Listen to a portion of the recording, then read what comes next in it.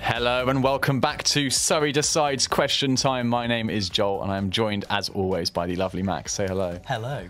And we are here for night 2 of Question Time, where your student candidates for elected office within the Students' Union will tell you why you should vote for them over their, opposition candidates.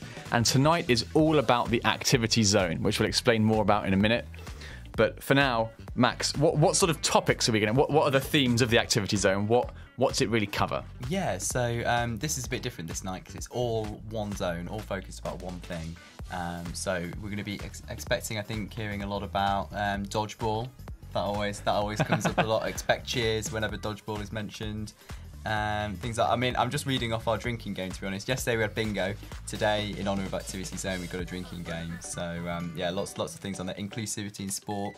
That's always a hot topic.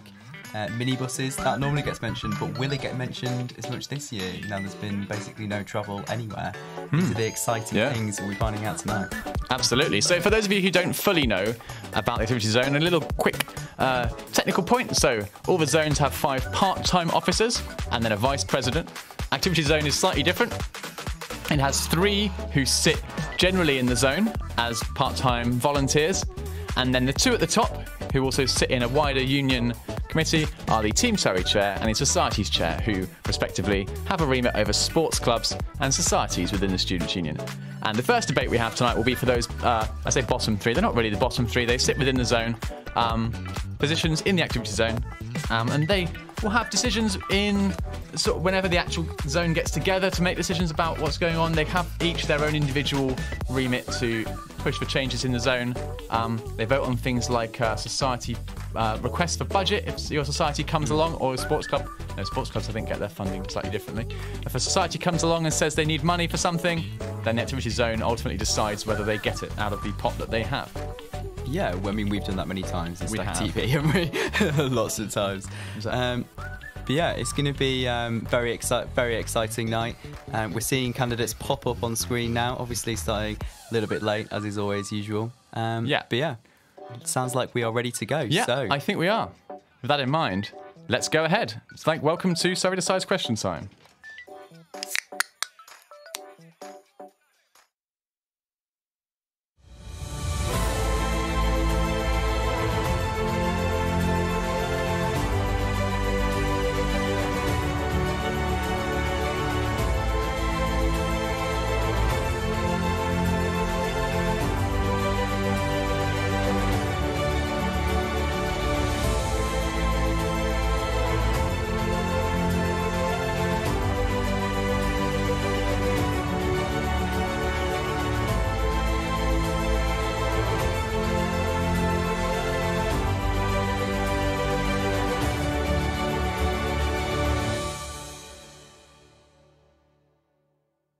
Ladies and gentlemen, welcome to Surrey Decides Question Time 2021. Please welcome to the stage your Union President, Lizzie Roddleson. Suddenly the sun goes up and I feel my love flooding back again. Until the sun goes up and I feel my love coming up again. Hello and welcome to our second night of Surrey Decides Question Time 2021. Any of you that met me last night will know me, but my name is Lizzie Roddleson and I am the Student Union President this year. Thank you for the claps. This year we're excited to be able to broadcast Question Time online and in person. Those of you joining us in our amazing marquee will see candidates on stage, but also on the big screen behind me. Those of you watching at home are seeing the feed that's on the live stream marquee big screen, so don't worry, you won't miss any of the action. This year, we took the decision to reschedule our elections to May, and we're over the moon to see so many candidates putting themselves forward to make a change to your student experience. We have over 70 excellent candidates this year from all areas of student life who you'll hear from over the next few nights, some in person and some from home. Each candidate, win or lose, has come forward because they'd like to make an impact to your time as a student at Surrey. Each debate will be hosted by a student chair who's also put themselves forward to make sure that you can make an informed choice about who to vote for. I'd like to say a huge thank you to all our candidates and student chairs this year, alongside the teams who have made this setup possible. After having been on the stage for the past 3 years, I know how scary it is, so thank you for taking that leap. To get involved tonight by asking a question or leaving a comment, you can go to the Union website, ussU.bar, either at home or from your phone if you're in the marquee. Log in and post underneath the live feed. Please be aware that we will not tolerate any form of hate or abuse speech towards our candidates or chairs, and any abuse will be reported. No comments are anonymous, so we do know who you are. Let's make sure that we're supporting all of our wonderful candidates. Tonight, you'll be hearing from our activity, sabbatical and zone candidates. The activity zone, led this year by Maya Altamimi, oversees sports clubs, societies, getting involved and employability within the union and the university, and work extremely closely with Team Surrey and the Surrey Sports Park. Before I open question time, can I please issue a reminder for all present in the marquee to please abide by COVID guidelines. That includes not moving tables and wearing a mask when walking around the marquee. Security will kick you out. Please also remind to show your appreciation to candidates by clapping and not cheering. I am sorry, I know everyone wants to cheer for our amazing candidates and chairs, but just clap as loud as you can. We'll soon welcome our first candidates of the evening to the stage, so I'll hand you over to your student chairs. Voting will be open and opens after the last question time tomorrow night. Thank you for listening and supporting your student union elections.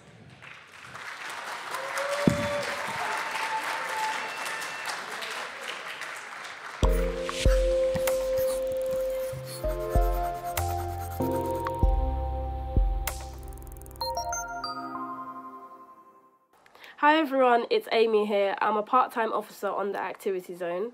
So I found this year a little bit challenging because COVID was really disruptive in terms of us being able to do things that were on our manifesto and hold events for you guys, such as Varsity, which I know is really important and a lot of people are looking forward to it. Although saying that, the weekly meetings that we had as a zone were really fun. It was really interesting seeing and holding the ratifications and allowing different societies to now be born.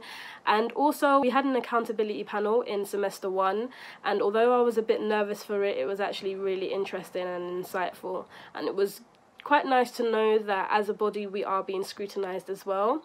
My favourite part about being a part-time officer has got to be being able to see all the different clubs and societies that we have here at Surrey. I had the pleasure of being able to visit different clubs, different societies and drop into their sessions.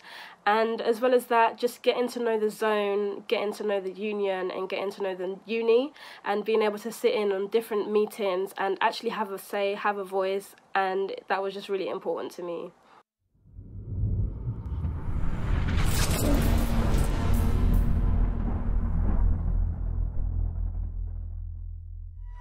Sharing the debate for Activity Zone, Leicester Buxton.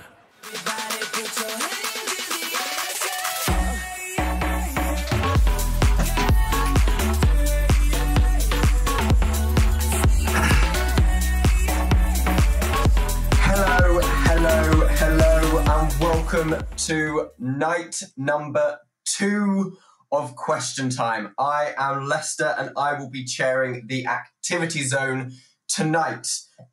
Can I just remind everyone in the marquee, can we please clap all we want, but can we please do no cheering? So can we please now practice that and welcome our candidates to the stage?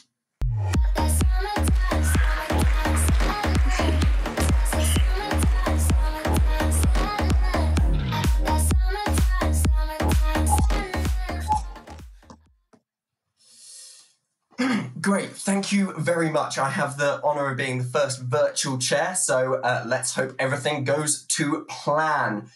This year, I would like to remind you that we are taking comments and questions on our website. Whether you're in the marquee or watching from home, head over to usssu.co/question time 2021. And please be supportive to our candidates and know that your comments won't be anonymous. So, candidates, I hope we're ready to get started. Please introduce yourself and why you're running. We should have Adrian here. Adrian, would you like to go first? Hi, everyone. Thank you, everyone, for joining. Thank you to all my friends throughout the marquee. Huge shout out to stage crew for working all around the clock for this event. So I'm a first-year law international relations student and also course rep for this year. And COVID has made a huge dent in interest for societies this year. And I believe that my manifesto with well-being, employability, and collaboration will be a perfect formula to increase interest for societies and activities for the next year. Additionally, part of my goal is not only to give support to next year's freshers, but also some support to this year's freshers who missed out on so much. Thank you so much. Thank you very much, Adrian. Can we now go over to Amy? Hi, so my name is Amy. I am a maths student, currently the treasurer of netball, and I've been lucky enough to be re-elected next year. And the reason I want to be part of the activity is because being part of sports, clubs and societies gave me such a sense of belonging in a community. And that's something that I want everyone to be able to participate in and enjoy. So I want to be part of that change to help break down barriers, whether it be financial, mental health, anything, and just allow everyone to be able to experience what I've been lucky enough to experience for the last couple of years. Fantastic. Thank you, Amy. Now moving on to Annabelle. Hi, everyone. So can everyone hear me? Is that all good and well? I can hear you. Yep.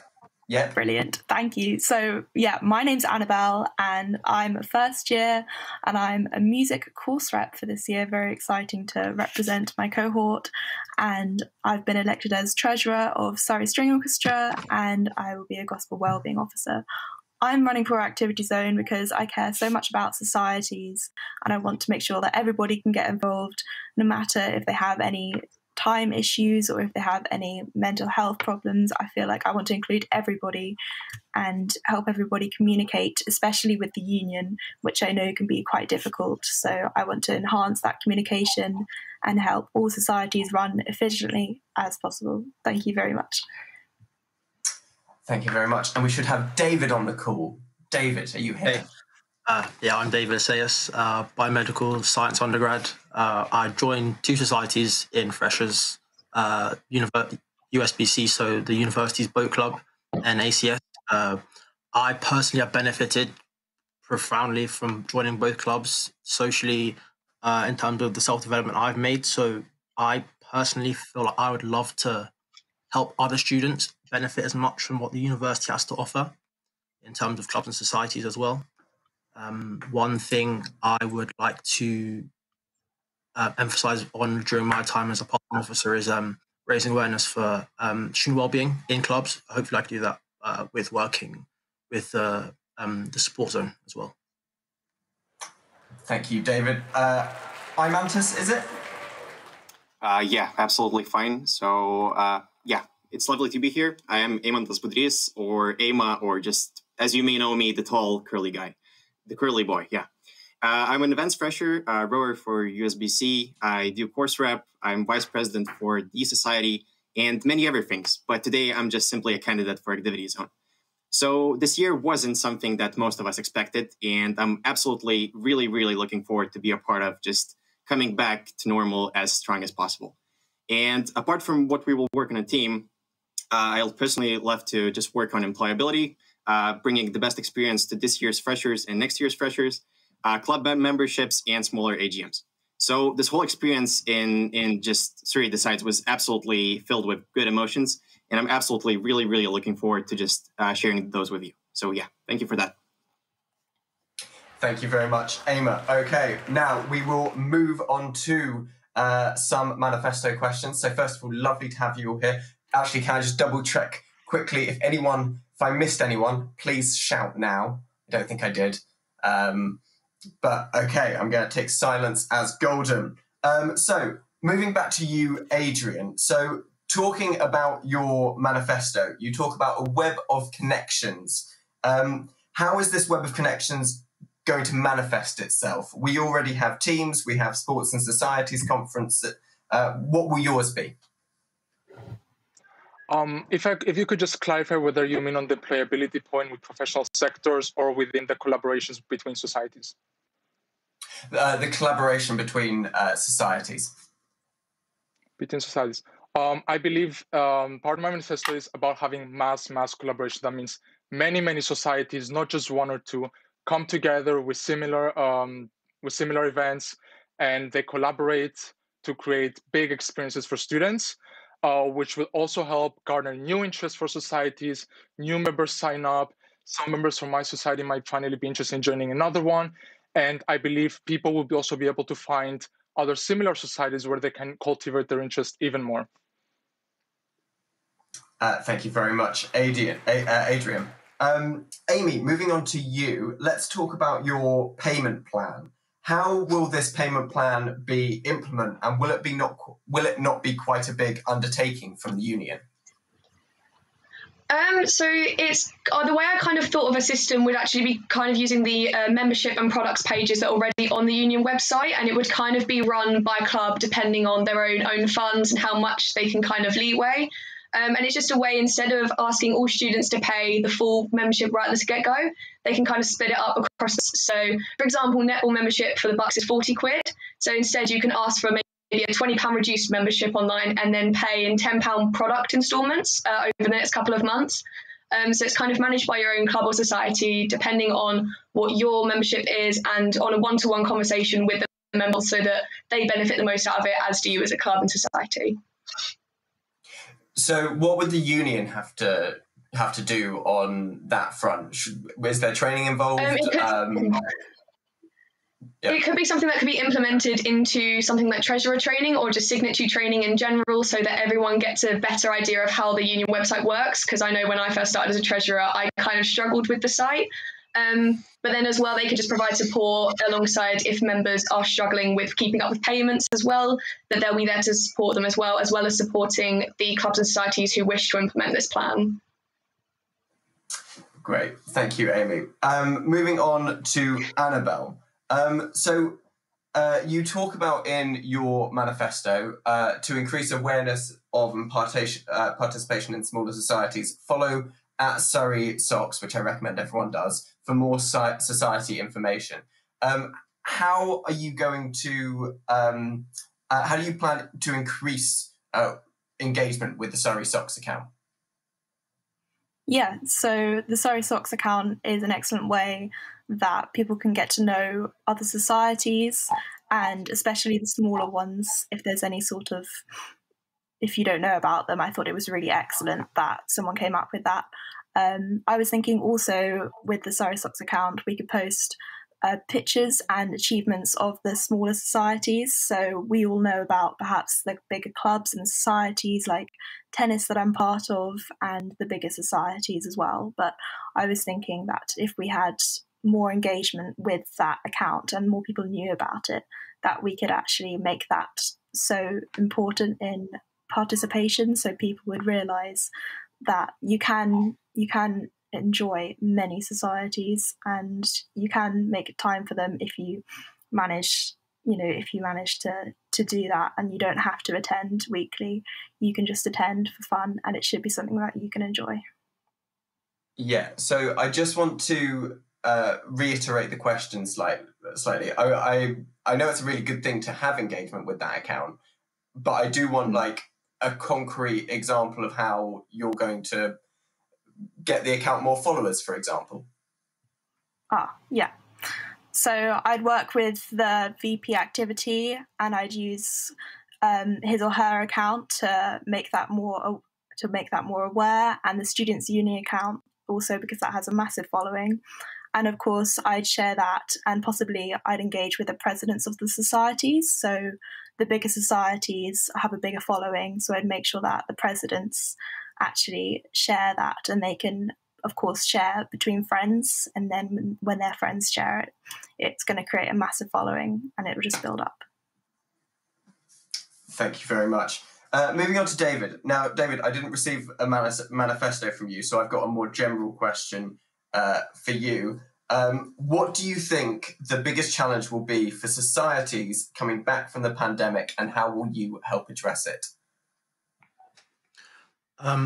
Not only do I think this is a problem that we'll experience coming out of the pandemic, I think this is something that's been going on for a while. I think there's definitely enough awareness. Well, getting towards enough awareness of the societies we have available to students.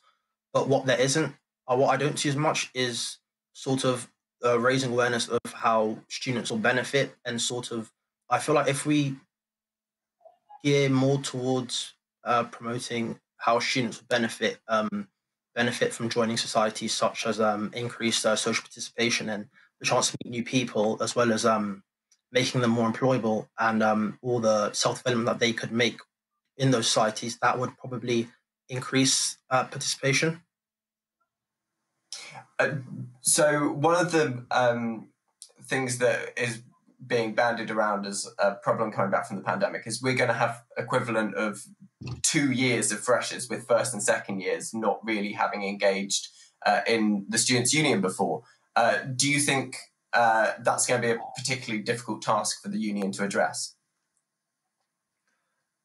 Not necessarily. I think if we were to group them all as one freshers group, it might be problematic in the sense that there would be too many people in one group to handle. But if we were to, say, run 2 freshers events, maybe on separate weeks, raising awareness for both year groups, it would make things more manageable.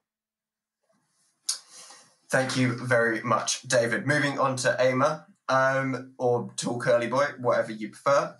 So you talk about the employability that you've helped create for FAST students. Can you tell me what opportunities have you created in terms of employability for them? Oh, yes. So absolutely thankful for just picking this up. And I would just like to share a couple of examples of how it's done. So first of all, talking about like the faculty of social sciences. So I was working directly with the school staff of tourism, hospitality, and events. And we actually made plans for next year to implement Going for Gold project. So it's basically to open up all of these events that are run on campus every single year. So there are up to 300 events run every year. And I was just a part of the initiative with like the school staff and the other active students to make sure this program runs for next year, and that more opportunities and more hands-on experiences are actually made for next year's event students, basically. So that was a more broad outlook on social sciences faculty, but still. And I can actually comment on, if you want me, I can comment on how I would actually implement the employability in the future, not only for what's been done right now. Yep, that is my follow-up question. I see that it's put on the screen before I put it up, before I mentioned it. But yeah, so just for the audience, how do you plan to translate what you've done in FAS to the activity zone? So that's perfectly, I have 3 specific ways I'm going to do that. So first of all, it's the field-specific careers days in many different societies.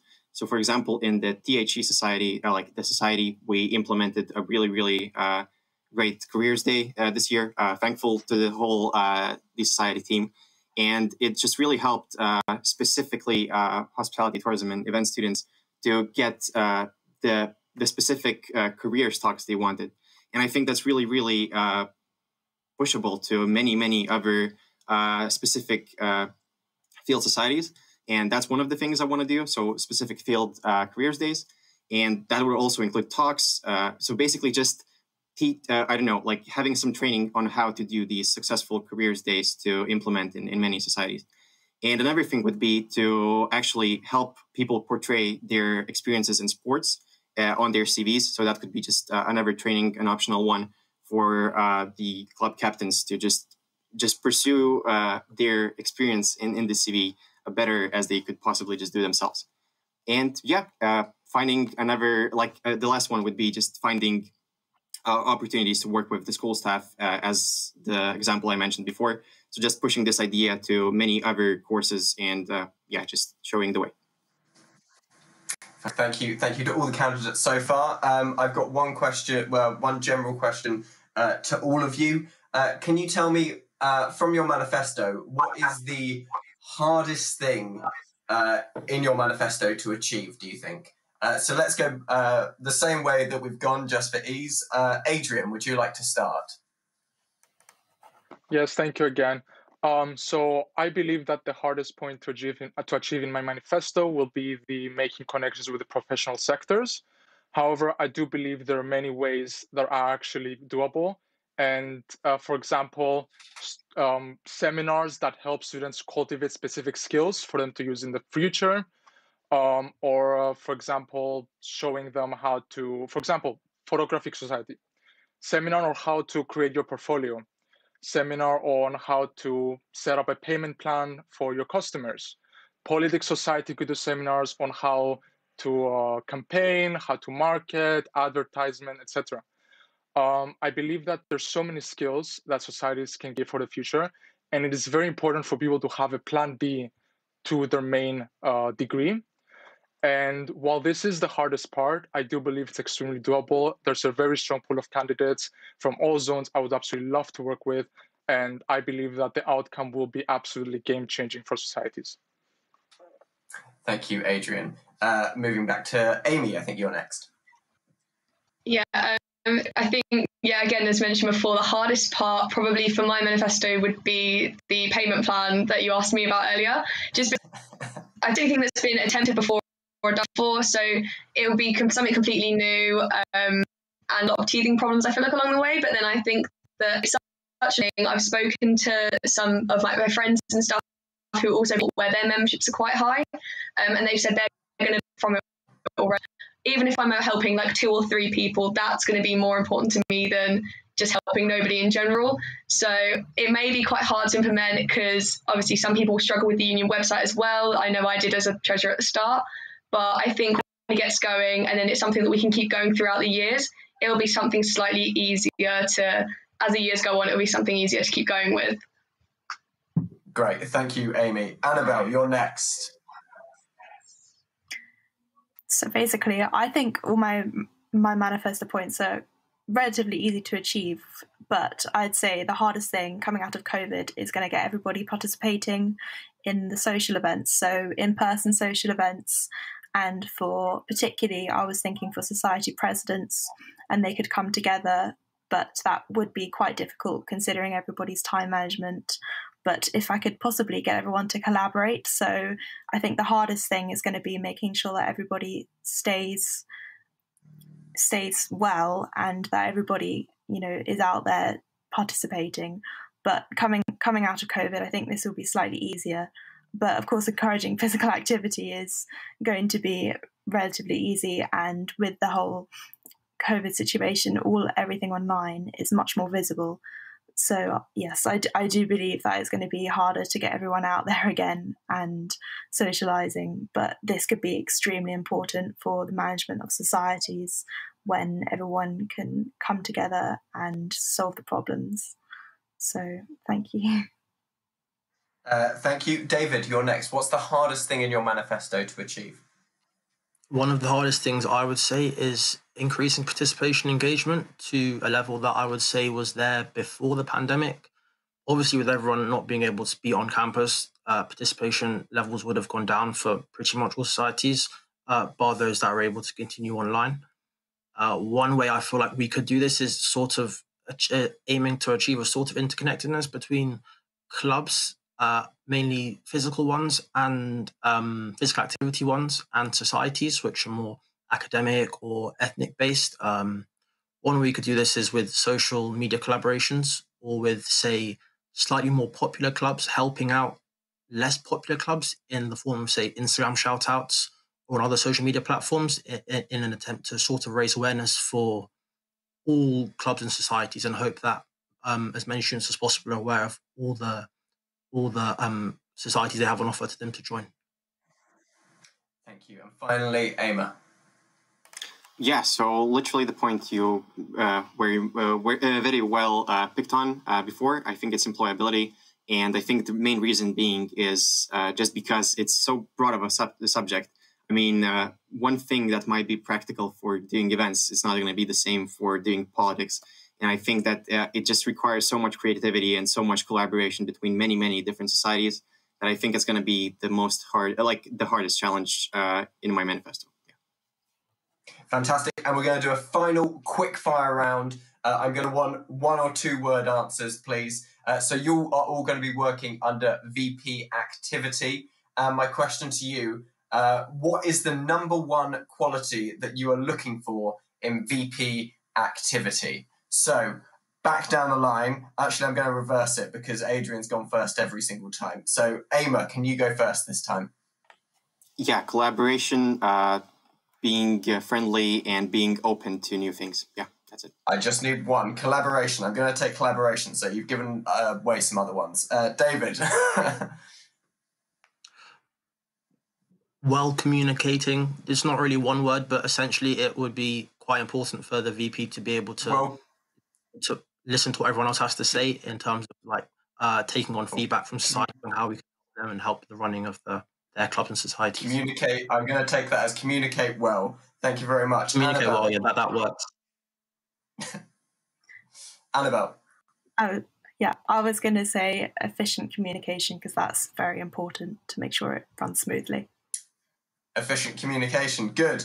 Amy, so show some efficient communication, please. I'm going to say approachability. There needs to be someone you can go and talk to quite easily. Brilliant. Thank you. Adrian, last word from you. Awareness of students' needs and society's needs. Okay, that was slightly longer, but well done, candidates. Good luck with the rest of the campaign. So, thank you for joining us for this debate. Massive well done to all the candidates. Please note that there is another candidate for this role, Reese, whose manifesto you can check out on the Union website, along with all the manifestos this year. Please remember you can submit a question via ussu.co/question time 2021. But remember, please be supportive of our candidates and know that your comments will not be anonymous. We'll be back after this short break with the next debate.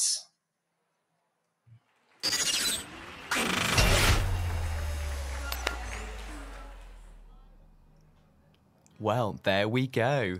We're off the starting blocks on activity night. So that was the activity zone debate.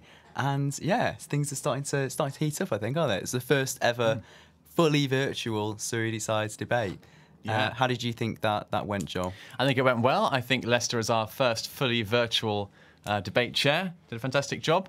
We'll certainly see. I mean, we can see him. We can still see all the candidates if they've not logged off the call. We can see Lester doing a big smile there. Oh, he's gone now, but he was doing a big smile. So I think he's pleased with his performance there. Although maybe someone should tell him that, you know, dancing as you walk onto the music doesn't really work so well when it's just you big on a screen. Yeah, exactly. I mean, I would save that for the marquee. Yeah, what would you do when they're playing the intro music if you were a virtual chair?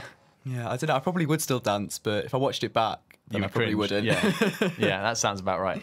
Yeah, and of course, obviously, it's not compulsory to turn up to Surrey Decides to the debate. There was one candidate there, I don't know if you saw, was represented with a black screen on the video wall. So yeah, you do have. We saw 5 candidates there, but there are 6 candidates that you can vote for. And maybe we should explain a little bit about how the voting works for those 6 candidates. Sure. So.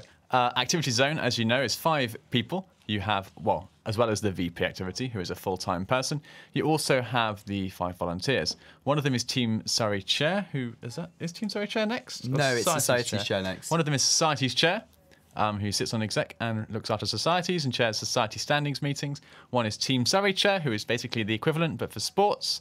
And then there are these 3, we often say zonies, is kind of the nickname for those of them, and they also fill the zone. Now, of those 3, so of these 7 who are running, I believe, and 6 I don't quite remember. So there's 6 that are running, and we saw 5 of them. Yeah, that's correct. 3 of them will get elected, unless any of them get deselected because of Ron. You will be able to vote your preferences. So you'll be able to say, I liked Steve, number 1, and I liked somebody else, Max number 2, etc. And give your preferences, and the system will allocate your votes using a well-respected transferable vote algorithm, which used to be done all on paper, and they had to transfer them over and do all kinds of things, but now it's all online, and it gets generated for us, and we get to see the top 3, if you like, out of all of your transferable votes, and those 3 get put into the zone.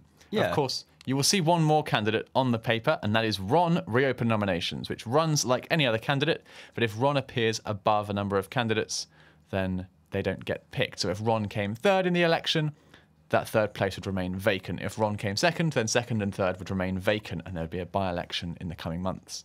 Yeah, and obviously during that debate, as you heard them say, we're watching your questions coming through on the system. So, of course, you can go to ussu.bar and click the red button. And then if you log in, you can submit your questions there, which the chairs might read out, or we can also see them as well. So, and they are not anonymous behind the scenes. As we've been told several times, they are not anonymous. Yeah, so your initials appear to the public. But, of course, if you write something offensive, it is noted behind the scenes who posted it, and you will be called up in a disciplinary probably for doing that. So don't do that. It'd be a very silly way to get disciplinary. Yeah. Now, of course, we can't talk about any of the candidates or their performances, which wipes out talking about pretty much most of the questions that were on there. But we did see a great question coming from J.A. He said, "What is society?" So we're not sure whether that meant in kind of general, like philosophical terms, or what is a society. So maybe we could answer both. I mean, I'm only seeing one out of 2 remote people on the screen at the moment, so I think we've still got time to fill. So, yeah. Joel, what is society? Well, I perhaps should widen that a little bit to what are the societies of the Students' Union. And I'm going to essentially say that I'm sure if you look at the Pulse survey, which is run around across the academic year to get a sense of students' thoughts on the union and things, you find that not all the students actually do get involved in societies. There's a reasonably high engagement, but not everybody knows. So students all have the chance to run and form and take over societies, anything from dodgeball to stag TV to stage crew to chess to maths to soc to computing society. Anything. Yeah, there's loads. There's like, I can't remember the number. That always comes up later though, doesn't it? It used to be like 150, didn't it? Yeah, something like that. That's a favourite. Look out for that in the VP activity debate. They love to ask how many societies there are, put the candidates on the spot. So yeah. we can expect to see that bit later. Yes. And the sports clubs is also a number as well. Yes. Societies and sports clubs, of course, yes. Very. Yeah. So they are in fact run separately. They're treated in a very similar way in terms of how we elect positions to them, and you each have a president and vice president and a treasurer who look after the society, and then other committee members that get picked. But really, they are quite separate in terms of funding and things like that. You have 50 some odd sports clubs who are under Team Surrey, and about 150 societies, perhaps more now, who are under the Students' Union and the society's chair. And it used to be that if you wanted to start a society, you had to immediately go up in front of all the other societies and convince them to vote you in. But now there's a 2-step process. You have to convince the activity zone, which is formed of people who will get elected out of the ones you just saw and the ones you will see later today. And then later on in the year, then that gets confirmed at a society standings meeting. Yeah, so why don't let's talk a little bit about what's coming up next then. So the next debate, as we're seeing the candidates or the candidate getting prepared on screen, let's explain a little bit about what's coming up next. So next we've got Society's Exec Chair. Now no, this just is Society's Chair. We don't say exec anymore. It's been a few years, Max, since that shows how old I am. So Society's Chair, but of course they are on the exec, which is the kind of like one of the top decision-making bodies kind of the union. Now this is a position they run Society Standing, which is the meeting with all the society committees. They get involved in kind of all things societies really, and that's what we've got coming up next. So we can see both the candidate and the chair ready on the screen. So let's head back to the marquee, or the screen in the marquee, because this is a virtual debate. See you soon.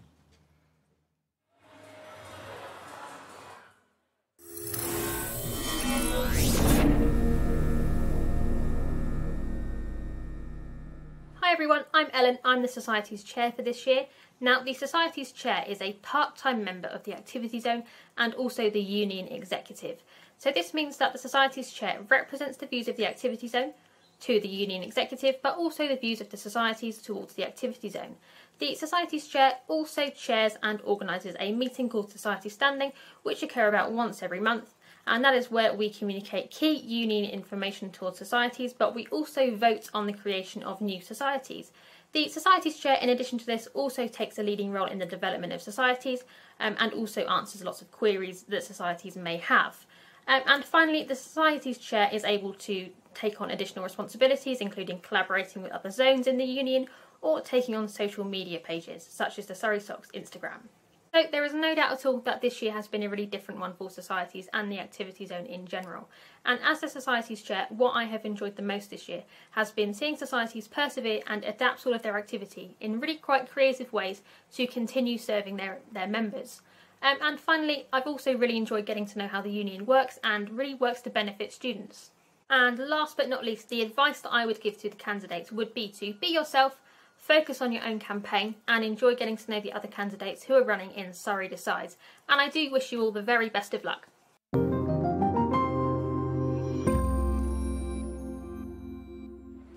Chairing the debate for Surrey Society's chair, Sam James. I just got paid.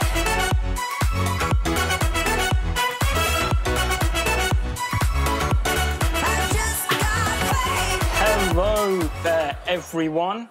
I'm Sam, and welcome to the second debate of night 2 of Surrey Decides, which is for Surrey Society's chair. You've just heard that from Ellen. It's essentially an officer whose job is to deal with all things societies. I must say, we do just have one candidate tonight, but let's still give them a very big welcome. Turn down for what? Turn down for what? Turn down for what? Yep, we are joined by Polkit tonight. I should also say there is another candidate running who is not here, Anna, but she will be on the ballot for this role. Just a quick reminder that this year we are taking questions on our website, so if you're in the marquee or you're watching from home, please head over to ussu.co/questiontime2021 and please be supportive of our candidates and know that your comments are not anonymous. We can see what you're saying. And another quick reminder to please show your appreciation in the marquee by clapping, not cheering. Cheering's against COVID restrictions. Please don't do it. But anyway, let's get started. So, Polkit, can you please introduce yourself and explain why you are running for Surrey Society's chair? Hello, Sam. Thank you so much for the introduction. My name is Pulkit, and I'm studying my master's in business analytics. I'm part of a couple of societies over here, such as Indian Society and Surrey Business Society. I'm running for the society's chair role for a couple of reasons. Students over here, especially the international students, they aren't aware of all these societies and clubs, over here at Surrey, and which is, pretty much because of the less visibility, and COVID is also another big reason, they're missing on to a lot of things. So this year wasn't something which any of us expected to be, and since now things are getting better, there are a lot of ways, we could build up the societies and build up the engagement. So I truly believe that I can bring in a huge change in the societies over in Surrey. And yeah, that's it. Thank you. Fantastic. Thank you, Polkit. Well, I'll start off with just a quick general question for you. And of course, you already mentioned there, COVID has obviously hit Surrey societies and all university societies quite badly. But how well do you think the student union has done in supporting them? Could they have done anything better in your eyes? I think they have been doing really well for the students, but then I would say, especially if I talk about the international students, since I am an international student as well, and I don't think there are a lot of things which have been done for them. There are a couple of things, like I basically ran a survey amongst local as well as international students, And I've seen that more than 75% of people whom I've like surveyed, they haven't been a part of any kind of society over here. And I feel that that could have been better, since student union is doing so much for them during the COVID lockdown and all that stuff. But still, there has been a lack of awareness among students, and which I'm trying to cover up in being a part of this role. Okay, well, of course, because we don't have any other candidates, we'll move straight on to our next question, which is about something from your manifesto. So you mentioned in your manifesto that you would like to run compulsory sessions on societies for new students. How would you plan on implementing this, and when would you want these sessions to be held? So my proposal is to basically introduce these kind of sessions to all the new students, and even the students which have come in the previous intake, and even for them who have not been a part of any kind of society. So it's kind of an open thing for everyone to join. But then I would say, since when the students they get into the admissions and they're going through all the admission process and all that stuff, I think once they are done with the admission process at Surrey, there should be some kind of engagement activities, and teams meetings and all that stuff, where we could engage with those students and ask them for their interest and their hobbies, and tell them about the societies that we have over here, and basically promote our societies to them, and making sure that every single person over there is a part of some kind of society, because we have everything for everyone, be it sports, be it anything. So I truly believe that introducing all these sessions for people, I think that will be a pretty good for everyone, because that's how they'll get to know that we have all these great societies and clubs in Surrey, and they could basically come out really good in that. So I think the lack of awareness was something which I feel could have been a part which I would cover in this being a part of society's chair. And yeah, that's it. Thank you. Well, quick follow-up from that. Do you think it's right to make these sessions compulsory? And because they're compulsory, does that mean you're going to be tracking attendance? And will there be any consequences if a student doesn't show up to the society sessions they've been assigned to? I mean, these kind of sessions could be a part of some other kind of sessions, like admission process and all that stuff. And at first, it should be compulsory, because people should get to know about the university. I'm sure, since when I came here, I also got a into a webinar where I was introduced about the university and all the stuff which we can find around, and all the places we can visit around Surrey. And I think in that kind of a session itself, we should introduce about our societies, and then that whole webinar should be compulsory, of course, for everyone to join. But then afterwards, when we are done with our introduction of societies, then it's up to them if they want to be a part of it or not. But before that, we should roll out a Google form or something like that to all these students, so they can fill in their interest. And that also should be compulsory, because that's how we will get to know if they have some interest or not. So yeah. Okay, thank you very much. Let's move on to another general question, which is a bit more of a bigger one for you to deal with, which is, what do you think are the most important priorities for societies at Surrey next year? I think the most important part is the engagement. I think students are not engaging really well in societies. I wouldn't take the names, but I'm part of one of the societies, and only the president of the society is engaging with the students. I have never seen anyone on any of the webinars and sessions. So I think the engagement is very less, and I feel that is what I want to cover over here.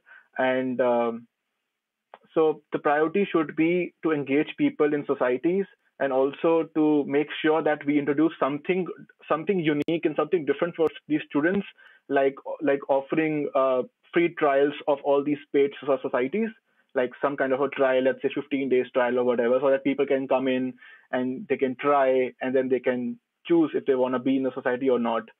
And some other engagements also, like providing merch as a free of cost to all the people who are joining the societies. It could be related to the same kind of society or something else. So yeah. Okay, thank you. Now we do have a question from the audience, actually, from our current Society's Chair, Ellen. And she asks, a large part of a Surrey Society's Chair role is organising and chairing the monthly Society standing meetings. How do you think you could make these more interactive, increase engagement, and most importantly, increase the level of attendance? Yeah.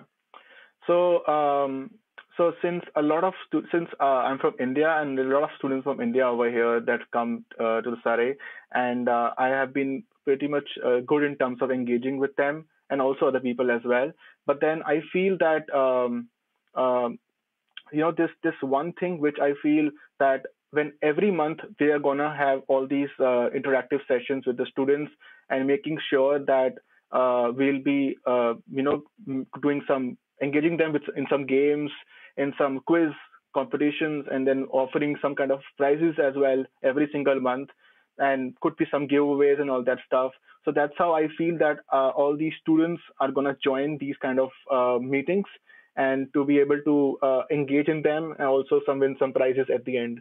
So yeah, apart from all these things, I would personally also be proposing to the management that there should be some kind of incentivizing the students, like the way we do it with Surrey Moves, like we make some points and then we get some kind of rewards. So I think that should also be implemented in the societies as well, because that could have a huge impact on the societies, because a lot of students would want to engage with the societies, and then at the end they would be rewarded with something or the other as per their points or whatever. Like that's how I think it should happen. Awesome, fantastic. Thanks for the detailed answers. Really filling out debate time nicely. Let's move on to another point in your manifesto. Another bold claim is that you want to restart inactive societies. Is this a realistic offer to be making? I mean, surely some societies just aren't active because there isn't the demand for them. Yeah, I totally understand that point, and thank you for the good question. So I feel that there are a lot of society which are inactive, and I feel that we could restart them, because whenever we start this whole process of engaging students, I mean, what is my proposal is I will be building up a form which I would be sending it to all the students and making sure they fill up the form. And in that form, there will be a question which says that about their hobbies and everything like that. And if we have something similar of that hobby or that interest of the student with some kind of a society which is not active right now, I think we would be engaging those students with them and giving them the opportunity to own those societies, or if those societies are going to be void, then we would make a new societies for them, particularly in that kind of interest. So I feel there could be so many students over here who are not a part of any societies, and I feel that if we give them the opportunity to show them that all these societies are inactive, then I'm sure and then we would tell them about those things like, if you own this society, you have all these things to take care of, and this will build up your career ahead and all that stuff. So this way, I feel that they would be engaged more, So that's how I think it should happen. Thank you. Okay, I'm just going to dive in with a quick follow-up. So you suggested you were going to send form out to students. So would this be sort of like in the form of like an email, do you envision? Where it's like start of the year, you'd be sent a form which you'd fill in? Yes, absolutely. Because this is going to be a kind of a questionnaire or kind of a quick survey which people can fill in. I've already done that before. Like before running for this position, I actually ran a survey. It was clearly mentioned. It was an unofficial form amongst the students, and I clearly asked them some questions about if they are a part of any society or not. If yes, then what do you think is lacking behind, or if you have been a part of society, what contributions you have done to make it better. So I've got the responses, and through which I got to know that there are a lot of things which can be improved in the societies. Yeah. Awesome. We're going to take another audience question now. The Surrey Socks Instagram is used by the Activity Zone to highlight, celebrate, and advertise society activity. For example, this year we introduced Surrey Society Member of the Month Awards. Do you have any ideas as to how you could expand the use of a Surrey Socks page to reach its full potential? Yeah, absolutely. Thank you for the question. I think that is a brilliant idea to engage students and making sure that they get the recognition online, be it any platform. So I think I will be taking ahead with this structure and I will be adding up more things to it because I think because even in these kind of posts that come on Instagram, there are a very less engagement. I mean, I've never seen people engaging in comments or engaging with, sharing the post on their stories and all that stuff. So I think that should happen, of course, to be able to make sure that that page on Instagram or that post reaches out to a lot of people out there. And everyone should get to know about these kind of stuff so that they could be a part of these things. And at the end, at some point, they could also be a part of, posted on Instagram like that. So, and Fantastic. there are a lot of things which I could add on. Yeah. Thank you. No, do you have anything else? Yeah. So basically, it's just about the engagement on social media accounts. Like I haven't really seen the Instagram page getting a lot of followers, and I think the page should be promoted really well amongst all the students, and students should engage in those posts. I think the exact amount of hashtags to be used and all the details about the description of the different posts that are there, that should also have more details about it. And that's how I think we could engage with the students.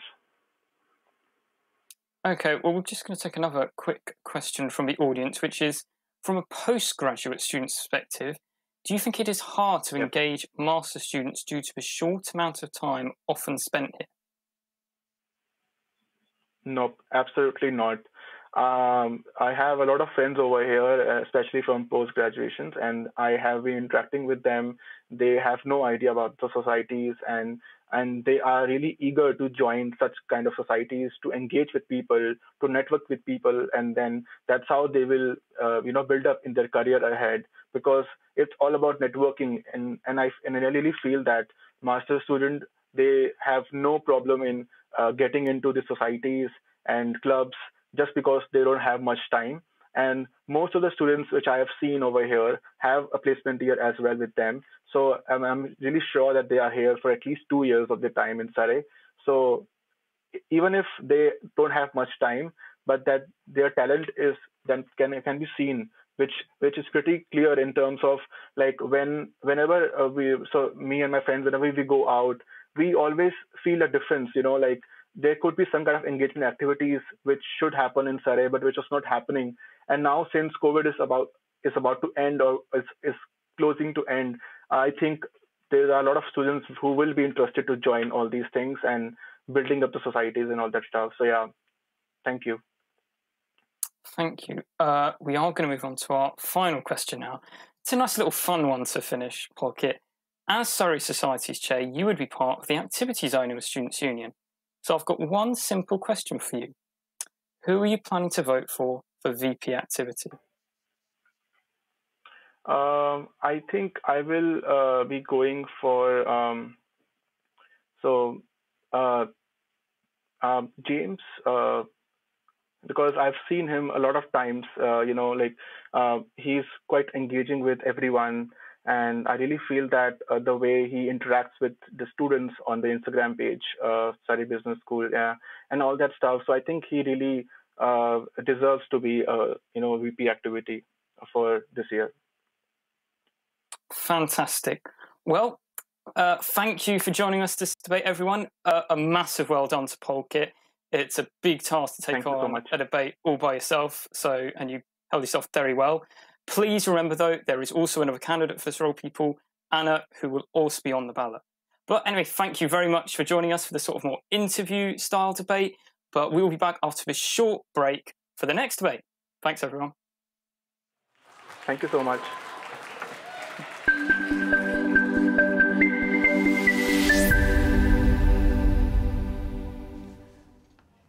Hello and welcome back to our punditry in between the debates of Surrey Decides Question Time, Night 2, Activity Zone night.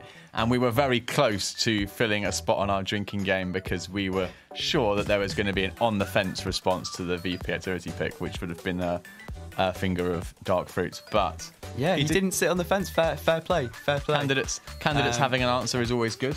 Yeah. We're not allowed to talk about candidates are we? Well, the candidates in general picked an answer to the question, which we all appreciate. Yes, we do. Yes, all the candidates in that debate. Yeah, very good. Yeah. But no, it is good when you only have at least one candidate at the debate, to get a more in-depth idea of why they're running and some of the investors. We had it with Ragshare last year, I remember. Yeah, like Sam said, it's more of an interview. You can drill more in depth into their policies, into their ideas, what they think. Yeah, it's nice. First time chairing from Sam, I believe. I believe so. He did a fantastic job. Very good. Obviously, though, couldn't hear us before when we were telling Leicester not to dance as you as you start that one. Again. Oh, not sure that worked. The dancing. We'll Indeed. have to feed that back. A question came into us actually, Max, on the question feed. It says, "Host, what are your favourite societies?" And it very much depends. We'll talk a little bit more about the variety available to societies if you're not the society variety, if you're not fully aware of it. But my personal journey through societies was first as president of the Computing Society, an academic society, then went into Stag TV, mostly Max's fault. And then moved on to Stage Crew as well. And so there's a real variety. Those are my home societies really. Max, if you've got any favourites, perhaps I should put you on the spot then and say favourites that you've not actually got involved in. Oh. Well, maybe should I do a sit on the fence answer and say, well, I'd need to wait until I've heard from all societies before making a decision. Perhaps, yeah. Well, there are quite a few, as we know. No, I mean, my favourite society is definitely Stag TV. You know, the one true society for me. Even graduated, still keep coming back. They'll still have me back. Indeed. So, yeah. But yeah, for those of you, maybe you haven't got involved in societies very much, or you're not sure what's right for you. Maybe you just think it's about drinking. And sometimes it is. But there's an awful lot available for societies. So there are... academic societies that primarily engage with their own cohorts, like a maths society or a computing society. Of course, some of them then get quite popular in spreading out beyond that scope. We've had a good example in mechanical society, or MEXOC lately. Have been pushing a lot of messages on their feed and promoting good things. You have international societies, communities that may otherwise feel quite isolated if you come from an international community and come to Surrey, can sort of group together and meet other people from their community. And I think that's a difficult thing in the activity zone, especially the society share, is you just got such a variety of different societies, different things to kind of do. You've got to keep loads of different people engaged, down from the societies that just do kind of like 1 or 2 bar crawls a year and that keeps their members happy, through to more like kind of services almost, where like your society is your life, like something like Stag TV or Stage Crew, or even like something that's basically a sports club like Dodgeball, which for some reason, which I can't even remember what that is a society and not a sports club. So there's such a huge variety, and I think they touched on some of those themes there about kind of how do you engage people using that Instagram. Who we were talking before, I think it was someone in the activity zones, the debate we had before, who set that up a few years ago, wasn't it? Yes, I think it was an ex-member of, you can name officers, I think it was Luke a few years ago in Activity Zone. I mean, I know we can name them, I just couldn't remember. Yeah, I think it was Luke who did that, and that was quite a good thing, have the Surrey Socks Instagram to promote what society's been up to. Yeah. So what have we got next then? We're hotting up. We're going into the marquee this time. This is not a virtual debate. Is that right? Yeah, although I think we do have one candidate joining virtually, but the chair and another candidate will be in the marquee. In fact, that was the opposite of what happened last year, because we have the incumbent running again, and last year we had one virtual, and it was the current incumbent running virtually. You may remember they had TV in the room. Yeah. Seem to remember it didn't work. Yeah, there were some technical difficulties last year, which hopefully won't plague our other candidate this year. I tell you what, though, Stag TV, fair play. That is a good job on those people coming in on Zoom. Although, I mean, you would expect that after a year of Zoom. There's been it's working pretty well. Working very well. Oh, well, of course, we are, as we can say, we can see all the screens popping up. We've got a lovely still image of Leicester from when he hung up before. We're seeing him reacting. Yeah. Just a static image of him on there. But yeah, we can see all the candidates coming up. We haven't seen one yet, so I think we've still got a few more minutes to go. That's fine. We can hear the atmosphere in the marquee. You can tell it's palpable. It's atmosphere in the palpable. I marquee. keep saying electric. Yes, I won't repeat myself again. Yes, electric. So yes, this is the Team Surrey chair next, which is the other of the two chair candidates who sit on the top of the activity zone, if you like. Of course, dealing with sports clubs, anything from equestrian to volleyball to netball to what else are good examples of like perhaps more fringe sports clubs. Yeah, I mean, to be honest, I'm not a very sporty person, so this isn't my Football, debate. women's football, rugby. Yeah, lots of all the sports. American football. Yeah, but I think what's going to be interesting in this one is to see how they react to things that have obviously changed this year. You know, normally the things that come up in this debate are like, oh, minibuses aren't working properly, we need more access to the sports park, you know, things like that. But yeah.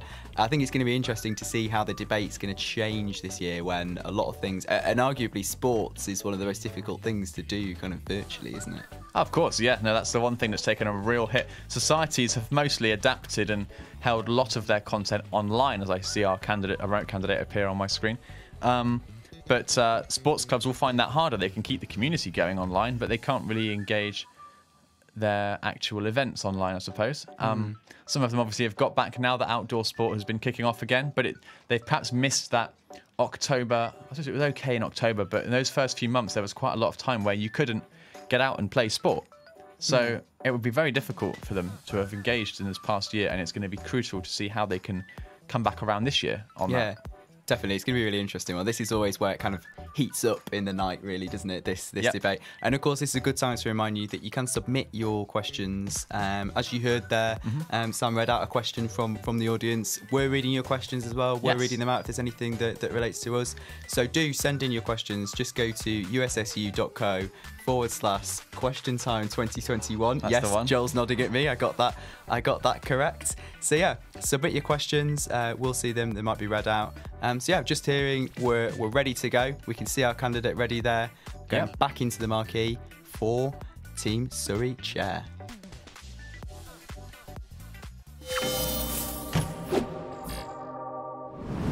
Hi everyone, my name is Diana and I'm this year's Team Surrey chair. First, I'd really like to congratulate you just on getting this far in Surrey Decides. It is hard, but you can definitely do it.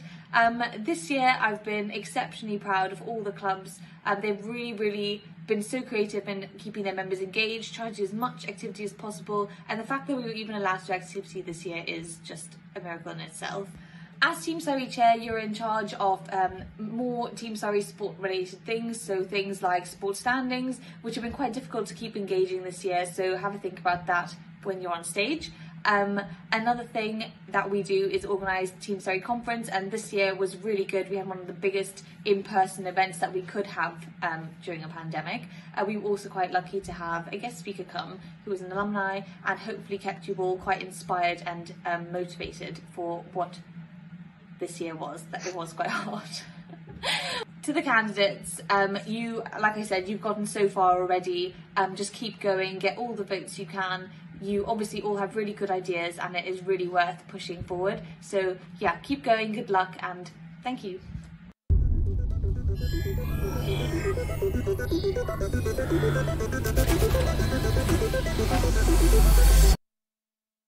Chairing the debate for the Team Surrey chair, Solomon Mileides.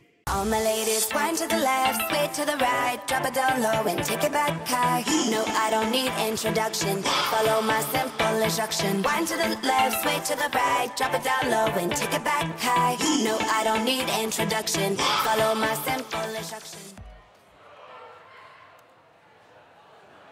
Good evening, everyone, and welcome to the Team Surrey chair. Just give me a moment to get myself together.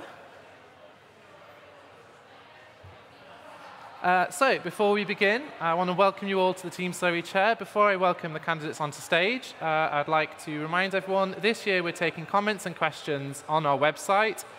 Whether you're in the marquee or watching from home, head over to ussu.co/question time2021, all one word.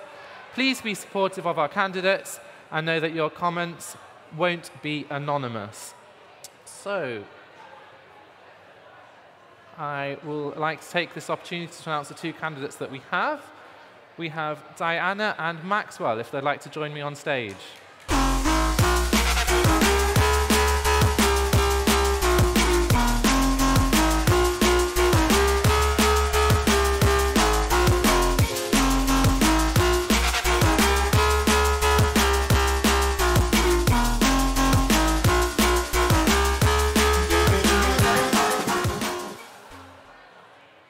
Perfect. I hope you'll all help me welcome the candidates on stage.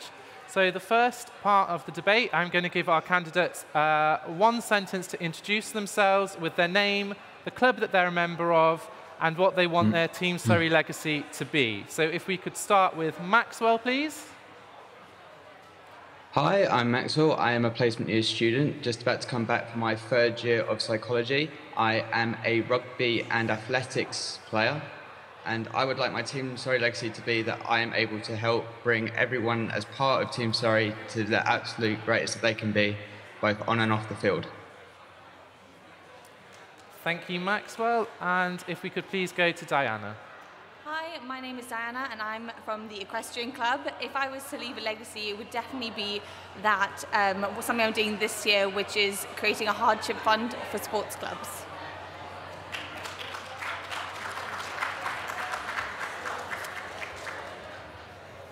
Thank you both. It's a bit difficult to hear on stage, but we'll plough on through.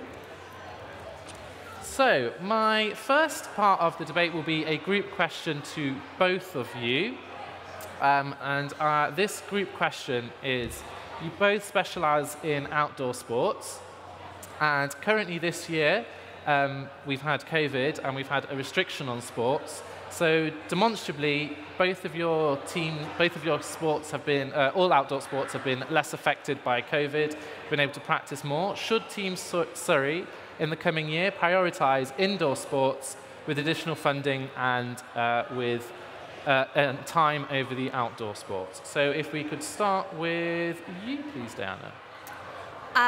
So I would come back at you and say that my sport was quite badly affected because we also had to stop during COVID. As much as outdoor sports seems like they were less affected, they really were. So I would say that no, I don't think indoor sports need to be prioritised, only because we have not only an influx of freshers next year, but also this year's forgotten freshers. So I think all the clubs are going to need as much money as they can possibly get. So I wouldn't say we need to prioritise it. Already it's quite hard to break the funding down for each club. Great, thank you. And if we could go to Maxwell, please. Similarly to what Diana's just said there, I believe that every sport has their own importance and their own right. I think that if we move funding towards one particular indoor sport in particular, we could actually lose the impact that we have for another outdoor sport, and some of the outdoor sports perhaps need the funding more than other sports do. And I mean, rugby itself has been affected in many ways in the fact that we haven't been able to have full contact this year. We've lost out on the ability to play, we've lost out on the ability to do much. So I would argue that it's not only indoor sports that need the priority, it's all sports that need the priority. Great, thank you to both of our candidates for their answers. So we'll move on to some individual questions. I'm going to start with Diana. I took the liberty of going over last year's manifesto and comparing it to this year's manifesto, and I've noticed a couple of little differences. So I thought we might go through what these differences are and why they are there. So the first one I noticed is last year you said you wanted to work with the Liberation Committee to break down barriers to sport. Yeah. And this year you don't mention it at all. So is that not relevant anymore? Do you not need to work with the Liberation Network? So the Liberation Network is always relevant. So the reason that I haven't directly included them in my manifesto this year is because I really want the clubs to go towards especially cultural society or minority group societies and engage with the societies themselves. What we saw this year with the Liberation Network is it kind of just melted. So the committee itself, you were on committee, we were both on the Liberation Committee together. It was already quite hard to use us effectively, and because the Liberation Network is now in its baby stages, it's quite hard to know what their plans are going to be and how we would fall into their plans. We have a multitude of resources. The societies are such a good resource for us to learn from, and I think it would be great. We encourage collaboration as well. There's so many things by getting the clubs to talk to the societies that we can do. The Liberation Network, I think, is going to be across the whole union what their function is, and I don't think that could just be mine to kind of, play with. Sure. How would the sports teams be able to know what they're deficient in, to be able to go to the different clubs and societies to break down the barrier? Sorry, I didn't hear the first part of your question. Sure, of course. It's a bit quiet. I'm struggling to hear as well. I'm doing the same. So my question was, how will the clubs and societies know what they're deficient in to be able to go to the relevant clubs and societies, be able to... Yeah, so I think clubs would probably be able to look at themselves and their own demographic and be like, oh, we're quite like a big group of some sort of, group. And they can probably look and say, oh, I really wish that we could engage these kinds of people. I know that men's football have done that before. They've taken a look at themselves and said, what we really lack is BAME representation in our sport. I'm going to actively go out and seek those people. That's not true for all clubs, though. So one of my manifesto points is to set up a kind of networking event. Mm-hmm. So inviting the signatories of the clubs and societies to come and speak. I'm sure that there are societies that had their own preconceived notions of what club culture is like, and also club members probably have their own opinions of certain groups of people. So if we bring them together and they can talk through it, not only can the clubs come up with solutions, but societies can probably suggest some of the problems that they're facing and how to fix it. Okay, great, thank you. And so you mentioned the networking. I was going to pull this up later, but since it's topical, do you think that that's a good use of resource, or do you think it's better to pass the money straight to the clubs so that they can spend it? Do you think it's better to take the money away that could go to clubs and sports to make the networking, rather than the clubs and societies having the money to spend on their members? So do you mean, is the Liberation Network wasted because we have societies? Is that your question? Sorry, say that again. Is the Liberation Network wasted because we have societies? No, I was asking, you said you wanted to do a networking event. Yeah. I'm saying if you spend money on these networking events with the clubs and society chairs, is that not wasting resources? Yeah. So I don't necessarily think so. I think that their functions can be like unilateral. So the Liberation Network is going to do a lot more than aid in participation. They have to be involved with the voice zone, community zone, support zone. Their job is so much more than just getting BAME people or people of minority backgrounds to engage in sport. And we have the resource in ourselves with the societies, and there are certain societies that may not be engaging. Why not go to them directly and be like, look, you aren't playing any sport. Why? Why are you not playing sport? Whereas the Liberation Network will probably have a multitude of other focuses. Sure. And in that way, it's a lot more direct, a direct transfer of information from the society straight to the clubs. Great, thank you. Thank you. So I think now we'll come to Maxwell with his preset question. So my question for Maxwell is, Corona has very clearly made a right pig's breakfast of sports and societies this year, but we're interested in sports. So what have you seen that Diana's done, and what would you have done differently? So what would, if you say you had been elected Team Surrey Chair last year, what's your criticisms and what would you have done differently this year? I think it's very harsh to criticise Diana particularly, because considering the situation that she has been in, she has been able to achieve quite a lot considering the harshness of the situation. I do think that there should have been perhaps a further push on encouraging people to come back, and a further push on the social side when everything reopened, as it did feel as if there was gaps in that period at times. However, I can't sit here and pick many holes in what she has done. She has done unbelievably considering the circumstances that she has found herself in. Thank you.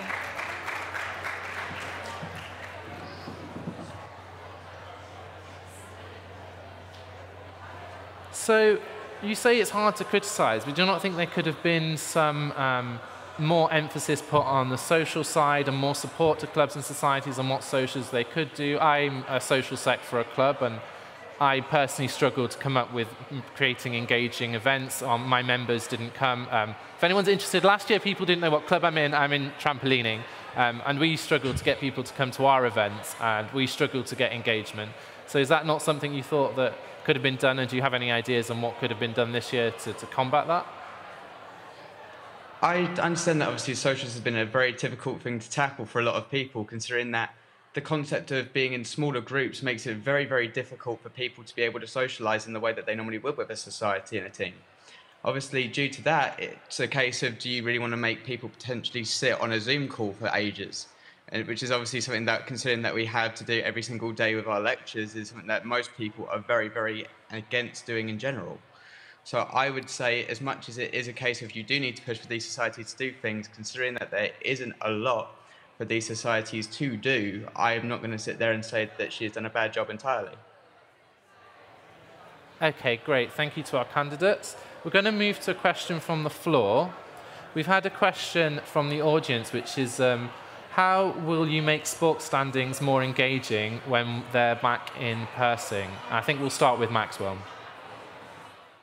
Obviously, yeah, this is one of my main manifesto points about sports standings, is this whole competitive nature idea. Like, I want to help and make it that these sports standings are more aware for people throughout the entire year, rather than just a thing that maybe comes up in like an end of year report or comes up every so often. Because I feel as if the standings for sport is just as important for us as it is for our standings overall as a university, because the success that we can have as a sport helps to breed the success that we can have within the university in general, in my opinion. Considering that we're a top 30 university for sport and it is never referenced, I think that is unbelievable.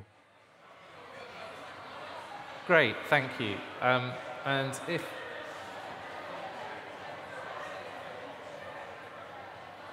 So, I'm really going to struggle, Maxwell. I'm kind of struggling to hear what you say, but if I hear that correctly, you're saying that good sports breeds further success. Is that what I'm getting from what you said? And we're not highlighting that enough. Is that what you're saying?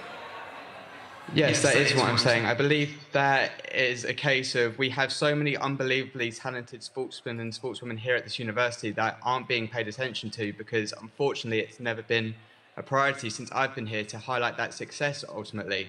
For example, we have seen people get many successes, and it's only being highlighted now even by the sports park with the scholarship program that they now run on their social media page. But we don't sit there and we talk about... So you want to bring that into the social standing, into Team Surrey standing, to sports standing. That's your solution. So that's one. But what else would you bring into sports standing to try and boost it and increase engagement? I guess as well as like encouraging this competitive nature, I do want to see like more social like interactions for teams in general. Like, this was something that came in midway through my second year and saw a lot of people take part in it, and I've been very happy with the social leagues and everything that's been set up. I want to help create a way that people can perhaps start socially, work their way up competitively, and ultimately use it to help improve their employability and improve their overall game in general on the pitch. Sure. So if we come back to the social aspect, you're saying that Team Surrey's not highlighting, but that's not a sports standing thing. That comes from the union and from you as Team Surrey chair.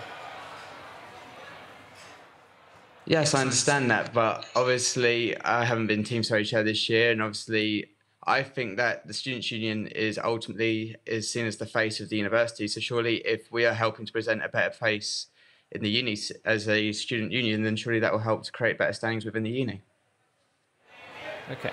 If we move on to Diana, do you want me to repeat the question? So sports standing is a monthly meeting between, so the Team Surrey chair will chair a meeting with all the club signatories in attendance, and it'll be a platform that we use to share information. So that's what a sports standing is. So something that Maxwell said is to highlight clubs' successes. That's something that I have introduced this year. So I introduced a club of the month and a member of the month, and clubs, all members applied for those positions. So in the future, if I were elected Team Surrey chair again, I would make it much more engaging because we'd be in person. What I'd like to do is do really fun, informal quizzes on the things that we discuss in standing. So, who's the person that you would go to if you want to do volunteering, and have like a question thing, and at the end do some like small little prize, like a box of Quality Street or something. If you get people engaging, it's a really good icebreaker. They're more likely to actually listen to what I'm saying. Great, thank you, Diana. So we're going to go back to some questions that I've pre-prepared. So we have the second group question that I've made. I've given Maxwell, we've asked to have paper and pen in front of him, and I've provided a nice block of colourful pencils, colourful pens that you can use, Diana, and some paper. It's very quick, it's very easy, it's nothing taxing. I want you both to write down on a choice between bucks, points, or participation, which is a priority for you, for a choice between the two. So academic, athletic prowess, or participation. I'll give you both like a couple of seconds to write it.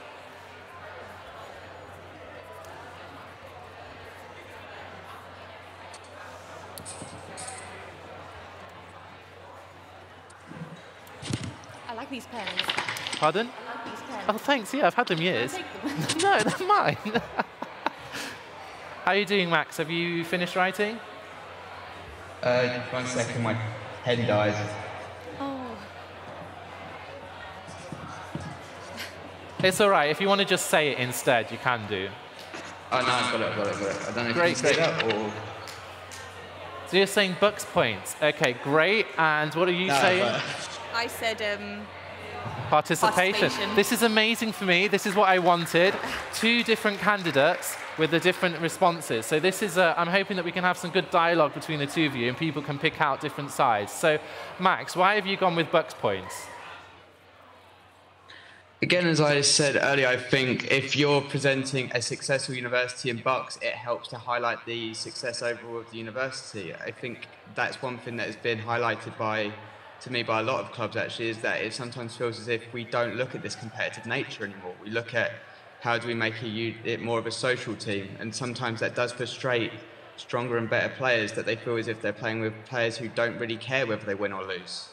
And if you sell that mentality, it helps to bring people in who will want to do well, and it will encourage people to do well overall. And what's your response to that then, Diana?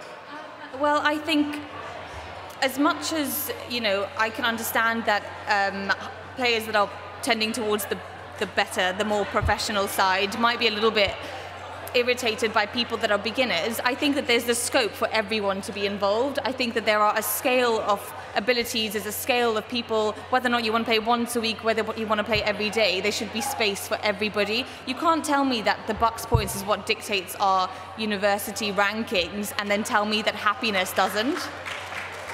Sure, but if we come back then, so to play devil's advocate for Maxwell, if there are funding coming, if we do better, we get more funding, and then there is more scope for more participation. Is that not another side to this coin? Of course it's another side to the coin, but from personal experience in a club that I've grown from a 30-member club to like 100, we got like triple the amount of funding just because we had a bigger beginner section, because we did play sport. I didn't get paid as a club any extra for winning a competition.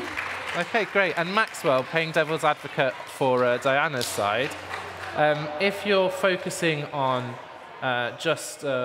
focusing on the money side, might you not scare off new players and people that just want to have fun and not be able to join? Oh, I understand that part completely, but I think if you look at every single team, you start it off with this sort of social aspect, and as I was saying, one thing I want to do is create a pathway for people. Of course, I want to see us do well overall, because I think as a university, we are doing better than perhaps we think we are. But I think that if you're creating this sense of success, it helps to encourage people and look at how well we're doing and say, actually, I want to be part of that. I want to be part of something and help create a better society overall. And if I again play devil's advocate for Maxwell, Diana, so I'm part of trampolining, and as I've said, great sport, join it everyone. If on trampolining we got hammered with being member of the play sport, which didn't work for us and really got in the way of training. We only have limited training. And then the other side that got in the way is now we have to have like a beginner session, which takes training away from members, even though we can have beginners at normal sessions and we have a beginner bed. Yeah. But we're losing time for inclusion. And that's taken away, as Max would say, it's taken away from the fact that we could be a great trampolining sport with really high-class members getting as many medals as I do. Of course, all the medals, Sullivan. So what's your response to that? I mean, I understand what you're saying. I just don't think, I think that there should be and can be, and in some cases is, space for everybody. There is space for elite players and there is space for people that are beginners. How are we going to continue, like, how are we going to allow clubs to continue to exist if we are not bringing people through the ranks? So something Maxwell did say, which I do agree with, I think that we're just coming at different angles, is Maxwell said, let's do progression ladders. But in the reality of the situation is that your beginners are naturally on progression ladders. Those exist in our clubs now. So whilst I understand that there is limited training time, I think that it just is how it is. We need to prioritise everybody that goes to Surrey. What's your response to that, Maxwell? I understand, as you're saying, that you need to prioritise everyone who's coming to Surrey, but this is why I was saying more about increasing the level of potential, like, interactive social sessions. Like, this is something that we brought in all the time. Football currently does it in a situation where obviously they have the personaliser within their teams, but they still run a trialling system. They will, but they can still also run these social leagues. Rugby has attempted to run a social team before, and I'm sure would happily look to run a social team again. Why aren't we able to have a split between people who are happily wanting to participate socially and also people who want to be able to go and say, all right, I want to train to be the best, to make this team the best team that there is? Great. Can I come back on that? Pardon? Can I just come back on that? I was kind of hoping to wrap this up. So if you do, he gets one and then we end.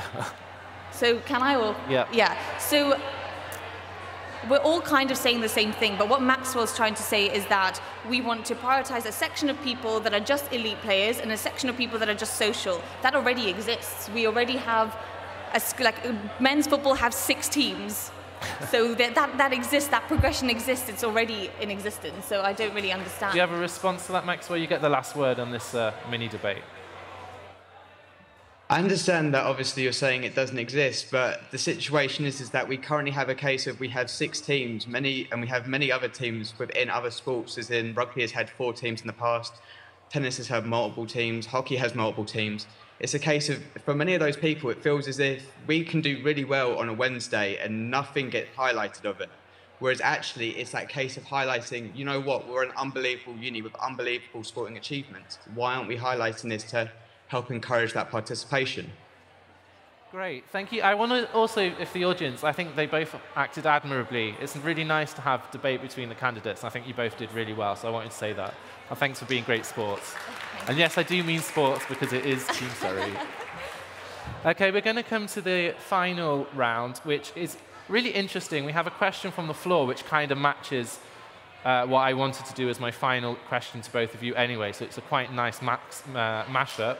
The question from the floor is it's about inclusions and barriers. So I think you've kind of partly answered this. So I'm going to pass this barriers to inclusion over to Maxwell, which I was planning to bring in now. So I know my question to you, Maxwell, would be, you've mentioned about increasing, in your manifesto, you mentioned about wishing to increase BME students, but you haven't mentioned students with disability or LGBT students. Is there any reason that you're focusing on BME and not on other disadvantaged groups? And as well as that, are there any other barriers that you might think that are stopping students joining and thinking particularly about stereotypes and culture? Oh, of course. I mean, the main reason why I didn't label those straight down immediately is because otherwise I could probably write an entire list that would fill a page of everything that I want to highlight and help to increase the participation rate.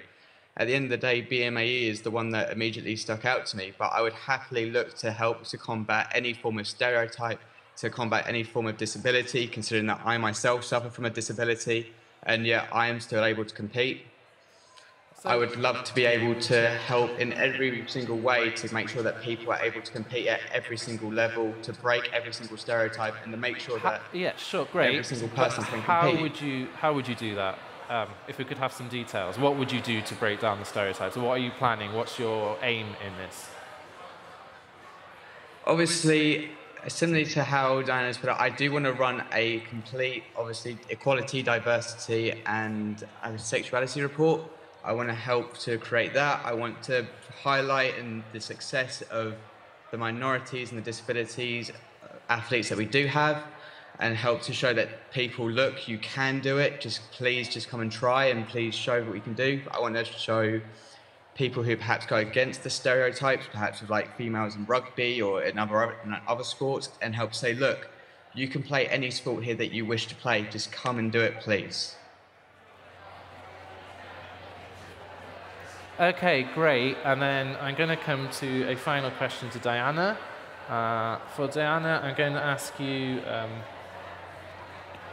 because we're kind of mixed up. I did have my questions in a nice line, and we kind of jumped about, so just give me one moment.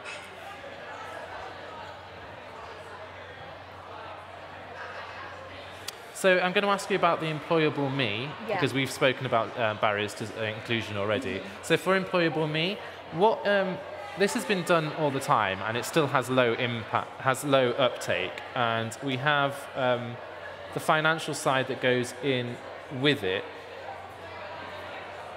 Where are you going to find the funds from? How are you going to get students to be more engaged in it when you've had this year to try and you're still seeing the same thing? The employable me, from your manifesto has about the employable me aspect. It has about getting people in and having the training. So, but this has been in other people's Team Surrey, well, and Society Exec and in the zones for years.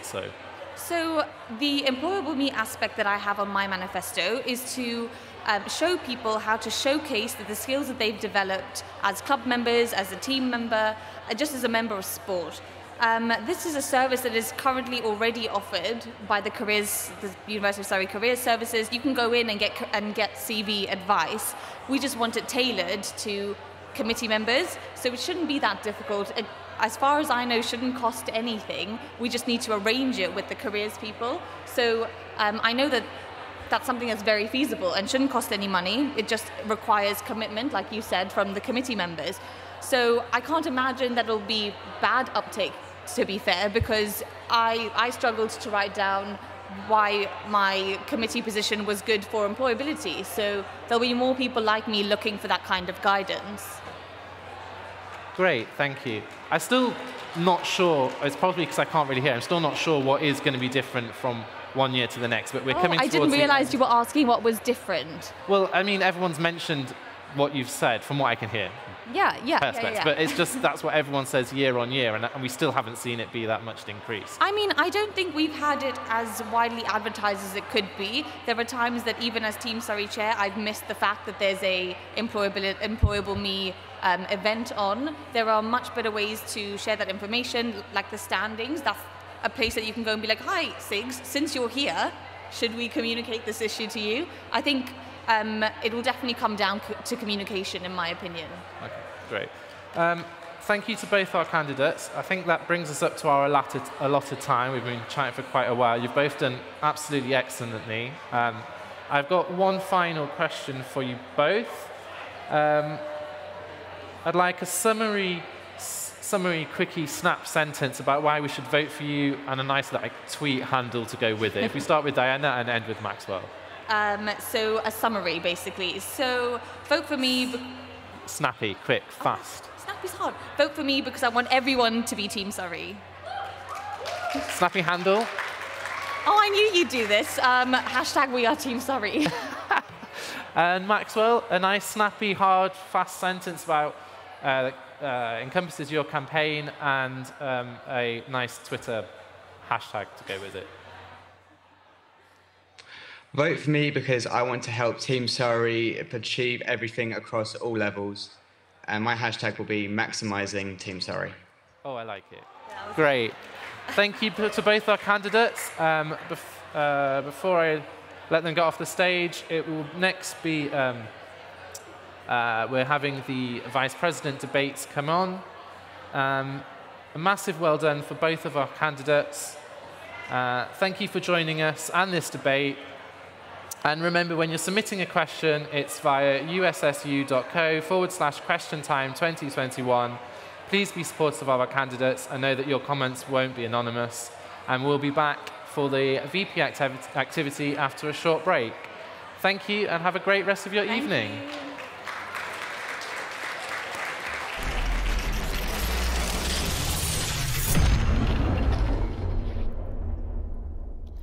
Hello again, and of course that short break means it is our time to shine again. You're here down at the depths of campus again with me, Max, and Joel. And me indeed, yes. And wow, it's really hotting up now. It is. That was a good one. That was very good. Team Surrey can go either way. Sometimes it can be quite dull. I've seen it in the past, but that was quite a spicy debate. A lot of interaction between the two candidates, which we love to see. It's proper Surrey Decides when you get that.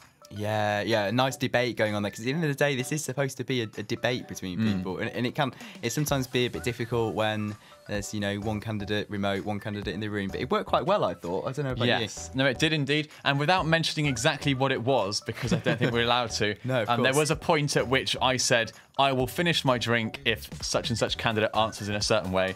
They did, so now I've got to open another one. Second colour tart fruits. Of course, other brands of cider are available. Oh no, we don't have to say that. We're not the BBC. Well, we've never sold this in years. So, there were lots of cheers going up from here actually, because lots of things got ticked off our bingo.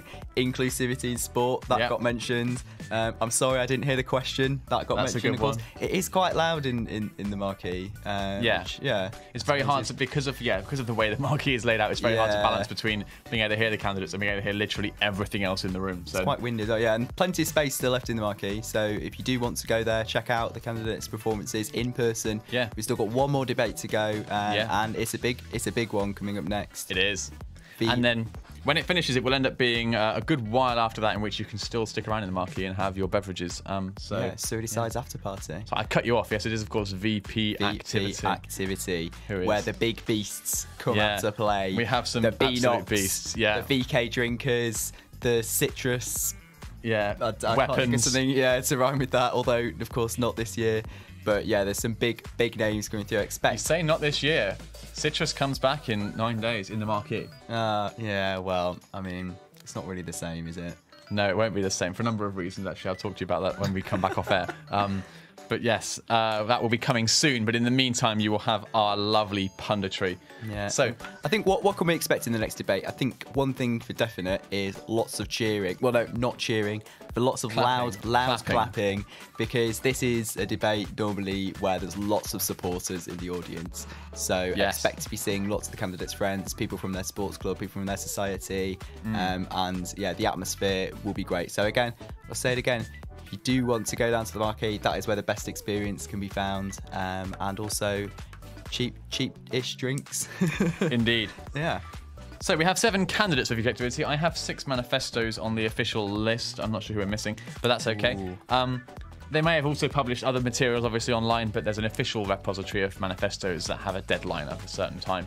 There's an awful lot that VP activity has to cover, because a lot of people see societies as meaning an awful lot to them. A good example is personal development and employability and things. People see their time as president of dodgeball or, the treasurer of MECSOC as a real mark on their CV almost, and a big step up for their actual debates, their actual job hunting. So it's quite key to their personal development, and having a VP activity candidate who talks about that is often quite sought after.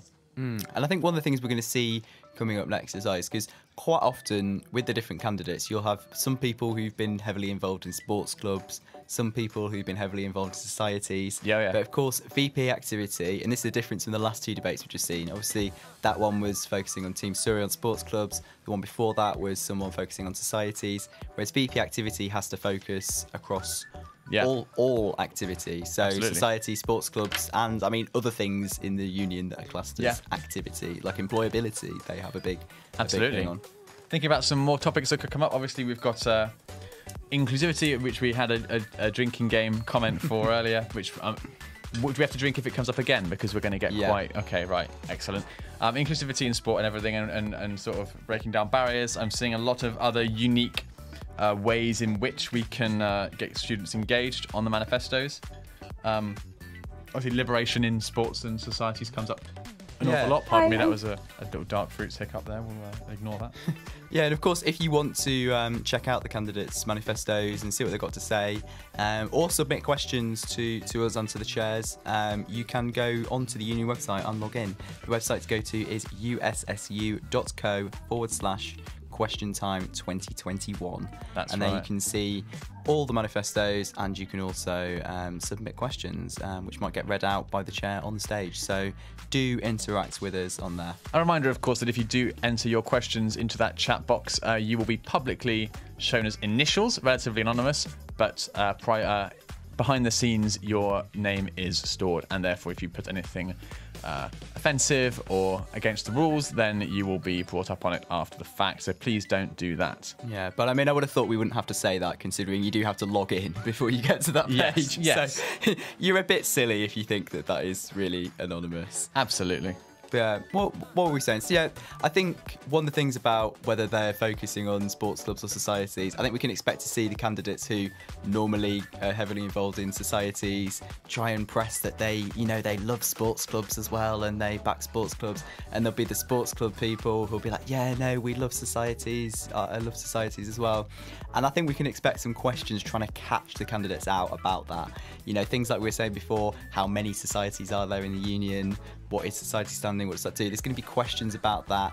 They're trying to really understand whether the candidates are backing and are supporting all activity at the union.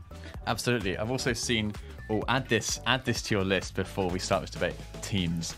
Add Teams. Oh, to your Microsoft list. Teams, yes, that's going to come up a lot. So a couple of candidates have mentioned it in their communications so far, and I'm sure it will come up. Yeah, because that's been a big thing the last couple of years, hasn't it, in the union, trying to encourage the use of Teams. Lots of people said that. I think that was mentioned quite a lot in the president's debate last year, since you remember, being like, yeah, Microsoft Teams, we can do it, it's going to be great. So yeah, I think we can expect to see some questions and comments about how that's worked out and what people think about Teams. Because I don't know about you, but it seems to have kind of divided opinion. Absolutely. So obviously it's integrated to the wider university system, which is obviously quite Microsoft based, but people don't necessarily people don't overall like Teams as much as other options. But then again, what other options are there really for having it stored within the Students' Union? I suppose it needs to be centrally managed in some way. Lots of data protection obligations on the Students' Union now, although I don't want to get too boring. It does point towards having to use Teams. But a lot of the formatting is there, and if your society uses it in the right way, it can be quite powerful. But a lot of students just don't like having Teams on their phone. Yeah, it's going to be interesting to see how the candidates deal with that. Of course, the new union website, that's something that normally comes up a lot. We can expect maybe to hear something about that and whether that's feasible or not. I don't know if any of the candidates have got that on the manifestos this year, but that's normally a topic that. Yeah, you've put it on your drinking game. Also it's on our drinking game. And yeah, what else? What else can we expect to see? I mean, Activity Zone obviously is the biggest, but not the only. Time where you see people really focus their manifestos on what support they have from societies. Obviously, a society has the right to endorse a candidate. The decision officially is taken by a majority of the signatories, president, vice president, treasurer of the society. Usually a wider decision if the society in general wants to endorse a candidate. And so if you ever see society logos littered around people's manifestos, that's because they have gone to, usually, their mates involved in that society and asked them for an official endorsement. Nothing wrong with that, of course. Yeah. So, of course, if you are just joining us, just tuning in, we're about to go to the VP Activity debate. Now, VP Activity, they lead the Activity Zone, which organise and manage clubs, societies, and other things classed as activities in the Students' Union. Yeah, it sounds like we're still working on a few technical issues, I think, in the marquee. Technical improvements. Of course, it's never an issue. It's all about how you spin it. I should know that. I do business management. Yeah, so of course, if you're just joining us, I'm Max, joined with Joel, and we are here to beautifully fill the time between debates by giving you an insight into how the Students' Union works, what these debates are, why you should care about them, how voting works, all good things like that. But we can't talk about the main thing, which is how candidates performed. So yeah, we're just gonna keep Keep talking. Okay, that wasn't me. That wasn't you saying difficulties. Then we have had the word trouble come over our comms, so we will out them for some trouble that's happening. So we're going to keep going. VP Activity is full time, unlike all of the other debates you've seen today. This is a full-time, paid sabbatical position. So hopefully you will see a further increase in the spice. And looking at the chair we have, I'm sure they will do a fantastic job. Yeah, and I think it's important to stress kind of what that means. So all the candidates that we've seen so far this evening, they're all going for part-time positions in the union. So while they're doing these roles, they're still students. They've still got their course, they've still got their coursework, everything that goes along with that. So the expectation is that they're not going to be able to be involved too heavily in the way that the union works. That's not what's expected of them. But this next position, the VP roles and the president, they are employed full-time by the Students' Union. They are trustees of the charity, they are directors of the company, they are very much in charge for a year. Yeah, and of course, what that means in kind of practical terms is that you pay them. They're paid by your tuition fee money, your VK money, what you spend in Rubik's, and they are there to work for you to make the Students' Union, make your life at Surrey better. Yeah. So that's why, Surrey Decides and these debates and everything are really important, and, you should really care about who you're voting for, because this is your money that's being paid for this person. I think Joel's pointing at the screen and laughing, so we can see the technical issues playing out live in front of us. We can see. Oh, no, that's diagnostics. That's fine. Yes, that's diagnostics. Someone pointing a thumb up in the air or down, and with marquee. And we just heard a great beeping sound. Yeah, they're working on it. They're doing a fantastic job. So we're just gonna keep on talking. They're doing a fantastic job.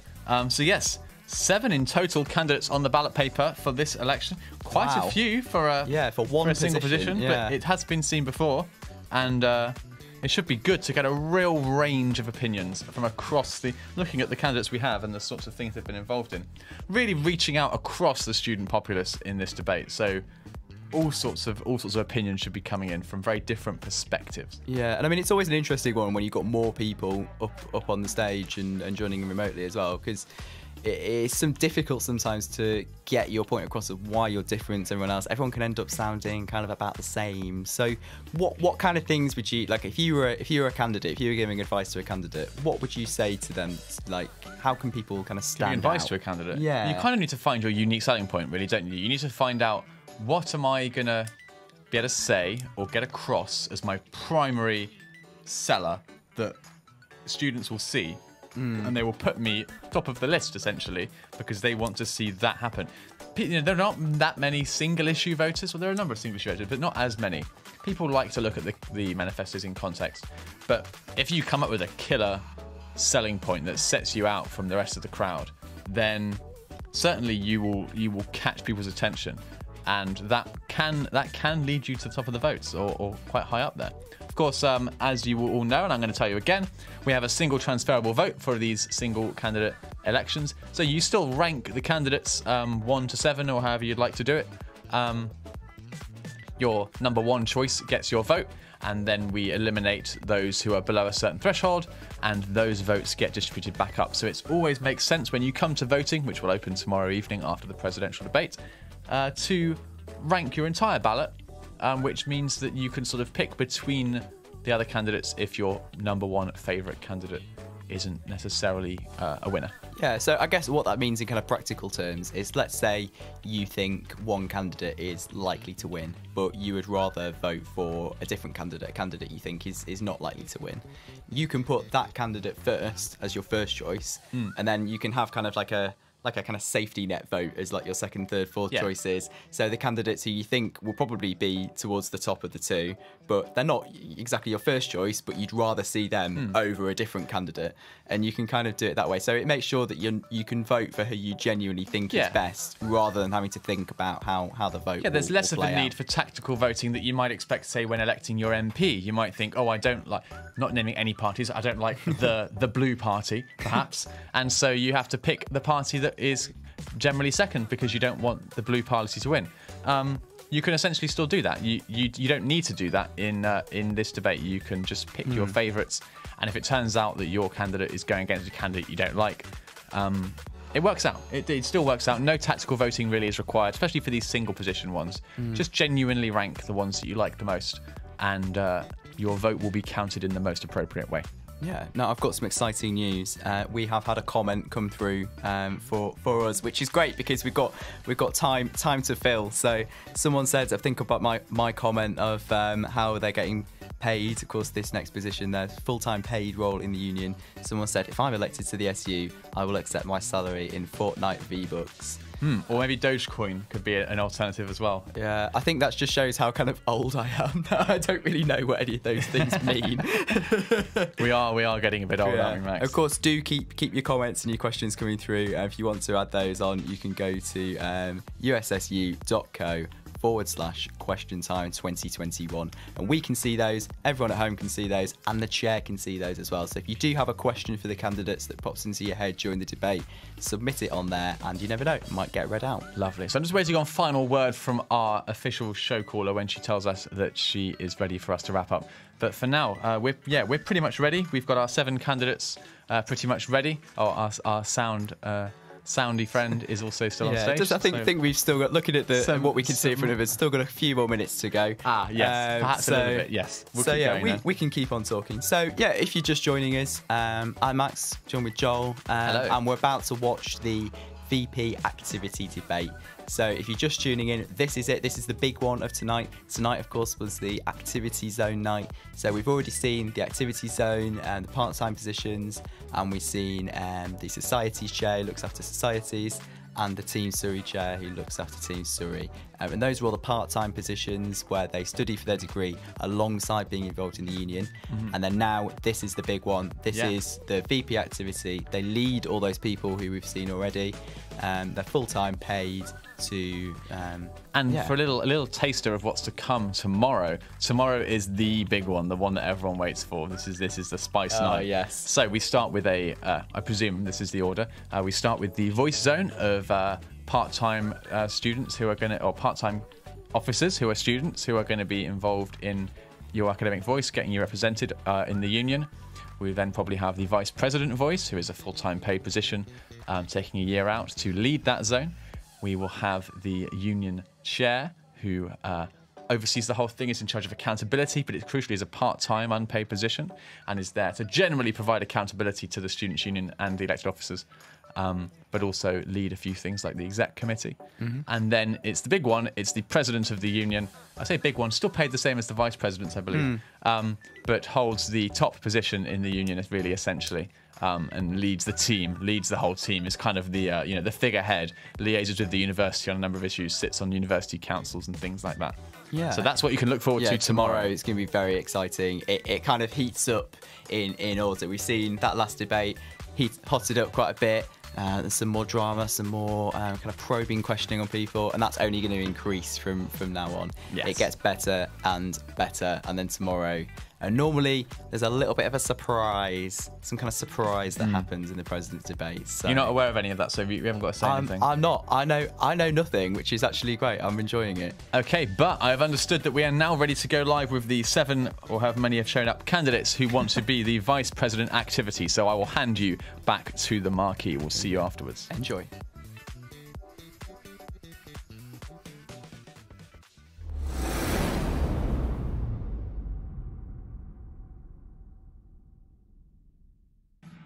Hello, Surrey Decides candidates. First of all, I just want to say a massive congratulations to all of you for making it this far in the competition. Really excited to have a listen to your debate. So don't stress too much about it, just relax. I'm sure you'll all do amazing. Just want to go through a couple of key achievements that we've had this year in my role as VP Activity, but also as an activity zone as a whole. So the main thing I'm probably really proud of is that Izzy and I have finally started discussing drugs awareness on campus. We started discussing it with key stakeholders at the university, and Izzy has written a drug policy that the union are now using, which reflects harm reduction rather than zero tolerance. So really proud of that, really proud to have got a survey out to 800 students to find out what the trends are like at Surrey. I've also been working quite closely with Team Surrey to make sure the communication between the union and Team Surrey is streamlined quite well. I think we've done a good job at it, and hopefully the communication with clubs and societies has also been good because we've moved everything to Teams, which is something that we'll probably carry on. One of the other achievements this year is fundraising. Although we have had little to no activity for some of you, we've still managed to fundraise quite a lot for our RAG charities, but also for other charities like Movember. What we've also done really well is we've enhanced the training for wellbeing champions. We've made sure that we had different sessions to cover a wide variety of things. There's a lot of improvements that can be done through that, which I've already spoken to a lot of you guys about. So excited to hear you talk about it in your debate. So last thing I want to say is good luck to all of you. Whether you are successful or not, it doesn't really matter, because you've come this far, you've put yourself out there, and you have definitely learned a lot of skills along the way that will be very helpful to you in the future. So yeah, good luck.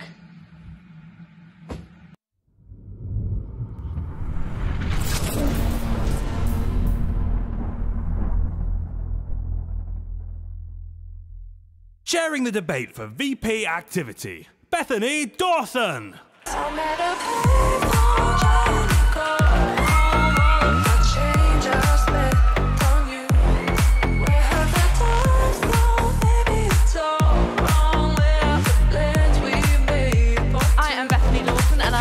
Excited to be chairing this year's VP Activity Debate. I am welcoming some wonderful candidates this evening, so if we could have Alex Long, A.B. Obi, Ben Whitfield, James Barlow, Zach Mins, and Leah El Sadi with us.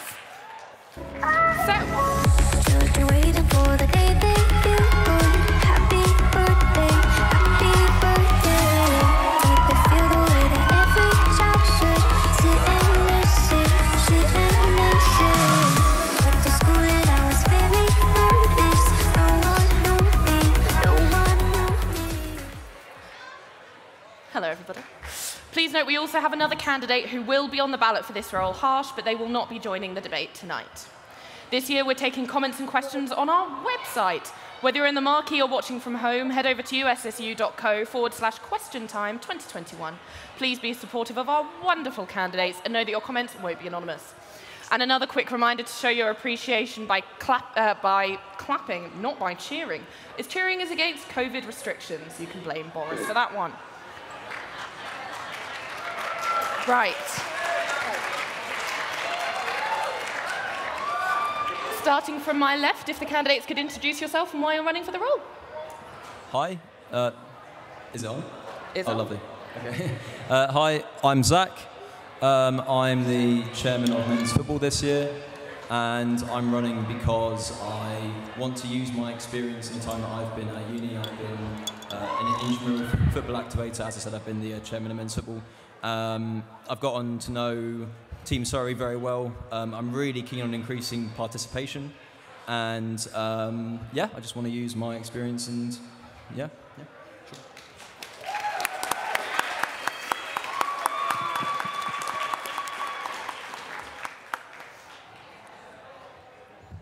Hey everyone, I'm James Barlow. I'm a fourth year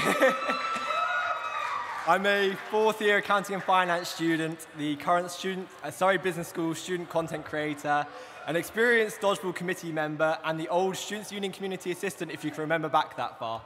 I'd love to be your next VP activity, and I'm running because I want to give back the energy that the Activity Zone and the Students' Union gave to me in my time at Surrey. I'm extremely passionate about activity, and I'd like to use my experience and connections to make big changes for us all here and make activity inclusive, safe, and fun for all. More importantly, we are a blue and gold family here at Surrey. Together, let's raise the bar at Surrey. Cheers.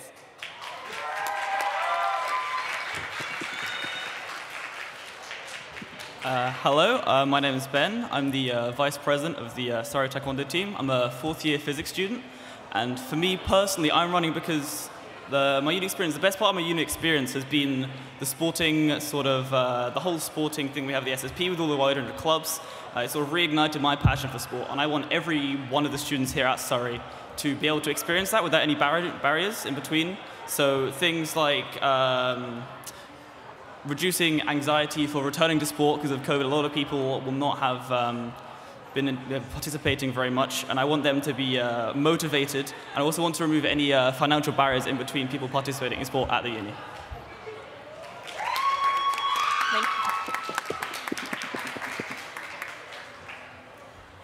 everyone. My name's Amy. I currently study accounting and finance, and I'm also a part-time officer on the activity zone here at the Union. So I was the Woke Vice President, Wellbeing Champion for Woke, and also for Women's Rugby. Why am I running? I'm really passionate about activity in general. My manifesto also focuses on personal development, as I've been on my own journey for that. I've also experienced the diversity issue firsthand, and as a person of colour and a black woman, I aim to help to encourage people to get involved. Thank you. So I understand the importance of participating in activity, and I think it's really important for students to get involved, and I want to be the person that's going to encourage people to do just that.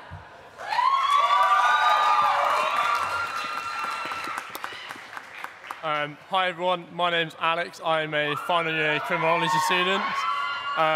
Over the past 3 years I've been a member of the University of Surrey Boat Club. The past 2 years I was a committee member. This year I took up the role as Vice President whilst also being a member of Triathlon and helping them and their committee. I believe I have a good experience of clubs and societies over my 3 years, and using this experience I want to enhance the experience of other students by improving the relationship between the union, the activity zone, and down to clubs and societies. Through this, I want to reduce barriers to clubs and societies while also enhancing the employability of all club members and specifically committee members. Thank you.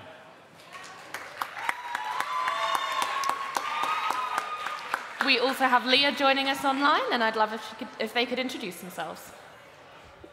Hi everyone, I'm Leah Sadi. I'm an international student. I'm Lebanese, but I came here from Abu Dhabi 4 years ago to do an undergraduate degree in law in the university, and I'm a final year student. I've been involved in multiple societies, but most notably Pole Fitness, and I won Most Enthusiastic in Pole Fitness Awards last year.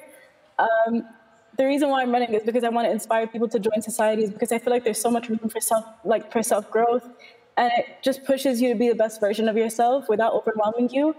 Societies have shaped me and just made me who I am today, I think, and given me so much confidence. I want students to feel like they can grow in societies and make it comfortable for them to do so.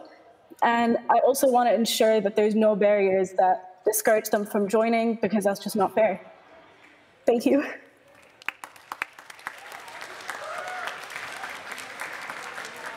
Thank you very much to all the candidates. Before I jump into some very exciting manifesto questions, I am going to remind you that cheering is indeed against COVID restrictions. Sorry. But my first question is going to go to Alex. So the first point of your manifesto sounds very much like the job description for VP activities, so establishing a personal rapport with clubs, streamlining information, consulting clubs and societies. Essentially, it reads as though if you're elected, you're going to do your job. What makes you stand out for the role? So I think it's important to remember that our committees across our clubs and societies are volunteers, and they do a great job, and they commit a tremendous amount of time and dedication to their roles. So I want to build this personal rapport with these committee members and club members, essentially, to have an understanding of what they want from the union and whoever the VP activity will be. Through this establishing of a rapport, it basically it shows the union's appreciation of clubs and societies, and then through this, it will allow better consulting and decision-making that can benefit clubs and societies and overall the student experience. I've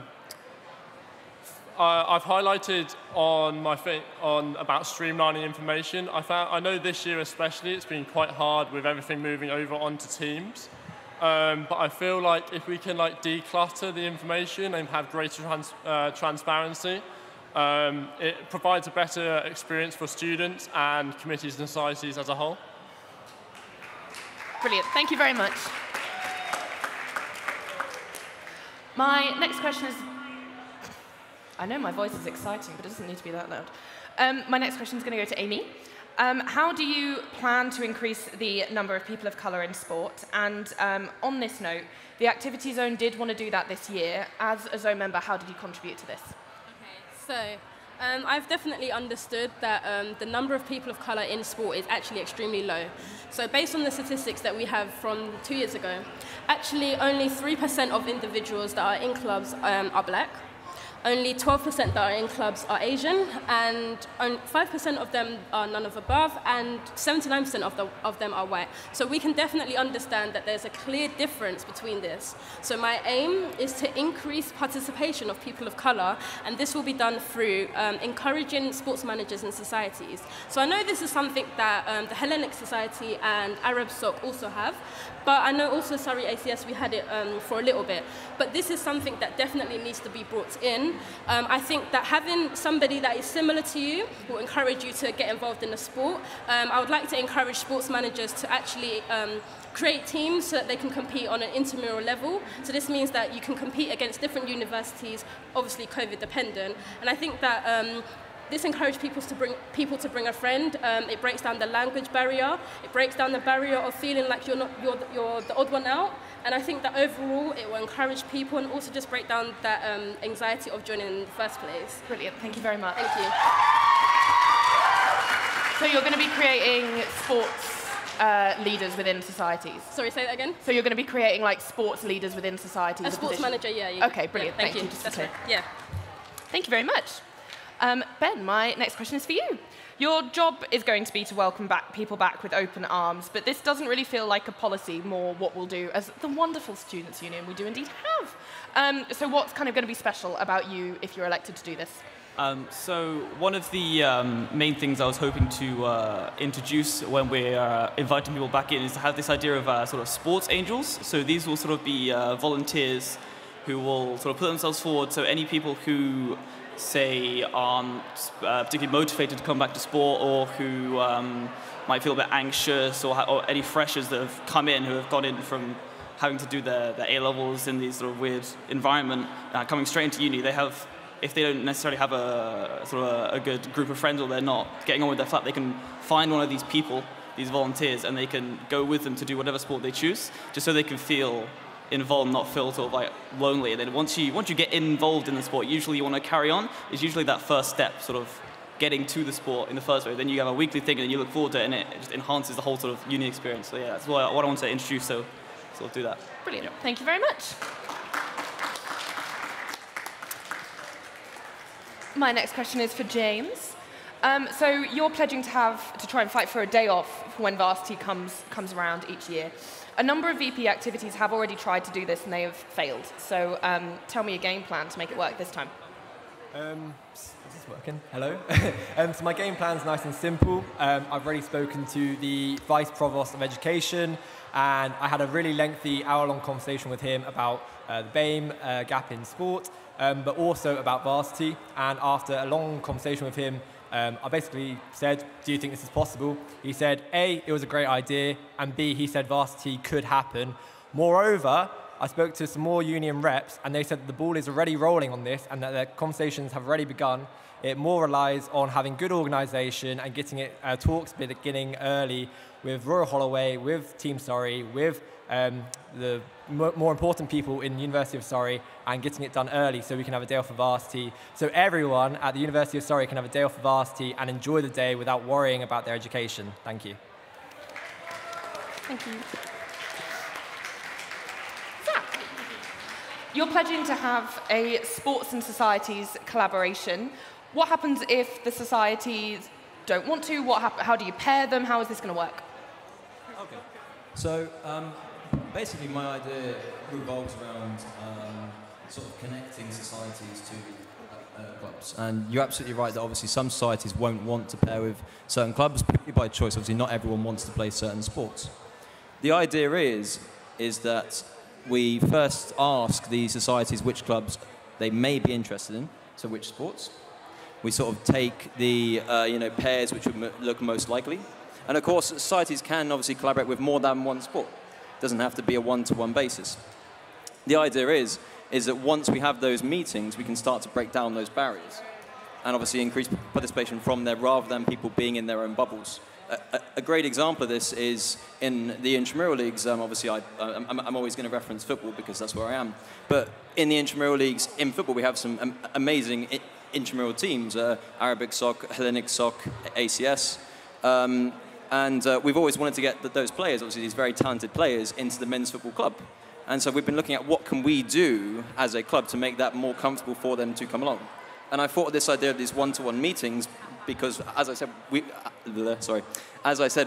we want to break down those barriers. And so this year, as obviously chairman, I had these meetings with Arabic Soc to try and invoke a sort of society collaboration match and try and get them involved in a social afterwards. It couldn't happen because of COVID. We still had the match though. But what I want to do is expand that, and I think that could be a very good idea for a lot of societies and a lot of clubs to increase participation across the board. Brilliant. Thank you very much. My next question is going to go to Leah.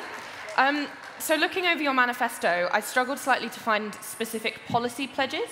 Could you explain one thing that you'll do that is new that will happen if you're elected as VP Activity? I think one of the main things I wanted to work on was providing more study spaces and more event spaces around the university, because I've noticed that like every year we've had like an extra study space. So it was like the Hive first, and then it was the Nest, and now the Marquee is doubled as like a place to, you know, chill with your friends, and also kind of like a mini library. Like it's a place to be in as well. Like it, and you can tell they're running low on space. So I feel like keeping the Marquee around post-COVID is going to also provide spaces for societies to also conduct their events.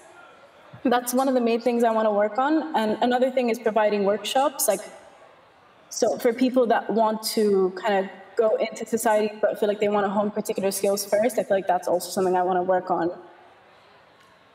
What kind of skills will you work on that people, for example, someone comes up, what things would you like to work on?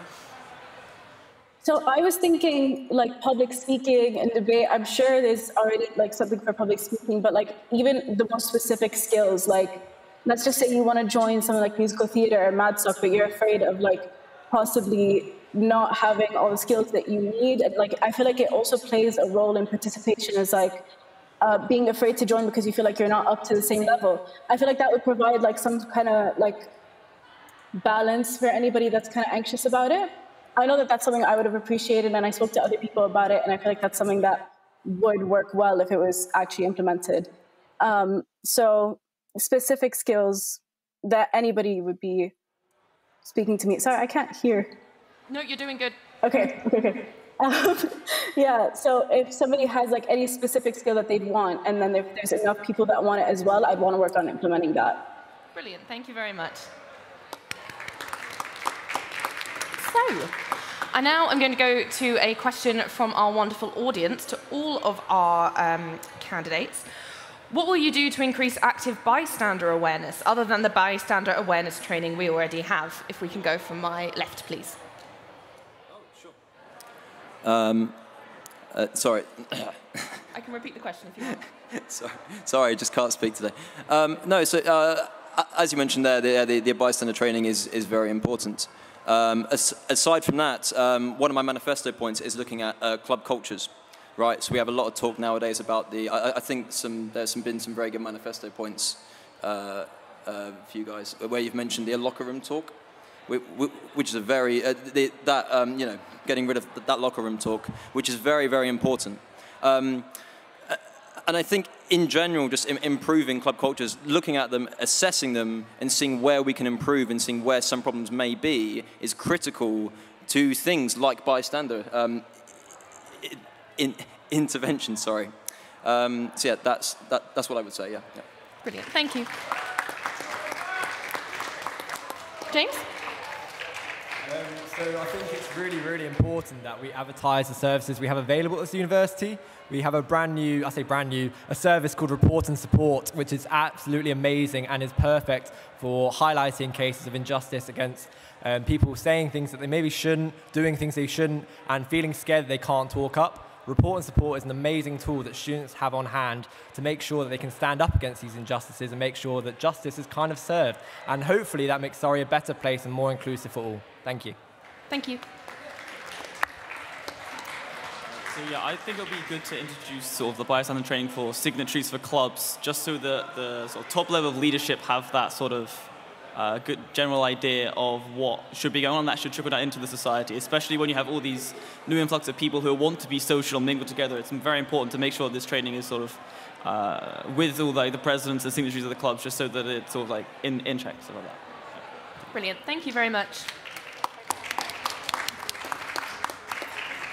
Okay, so I have a campaign idea which is called Locker Room Talk. So if you don't know what Locker Room Talk is, it's pretty much talk that the polite society deems needs to be had sort of in private. So this normally happens between similarly gendered individuals or people that are playing from the same sport, hence the term Locker Room Talk. So a lot of the time these comments are derogatory and simply just aren't nice, and there is a zero tolerance policy for this. Everybody should feel included. So there is actually a team that has faced a suspension, and we really beat down on the bystander policy.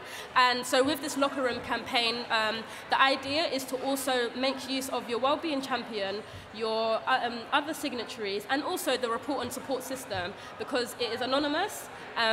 You have easy access to it. It's available on the USSU website, and I think it's really important, especially with clubs and the way that some socials are held, and no bystander policy would be really useful, and that's why I want to focus on that. Brilliant. Thank you very much.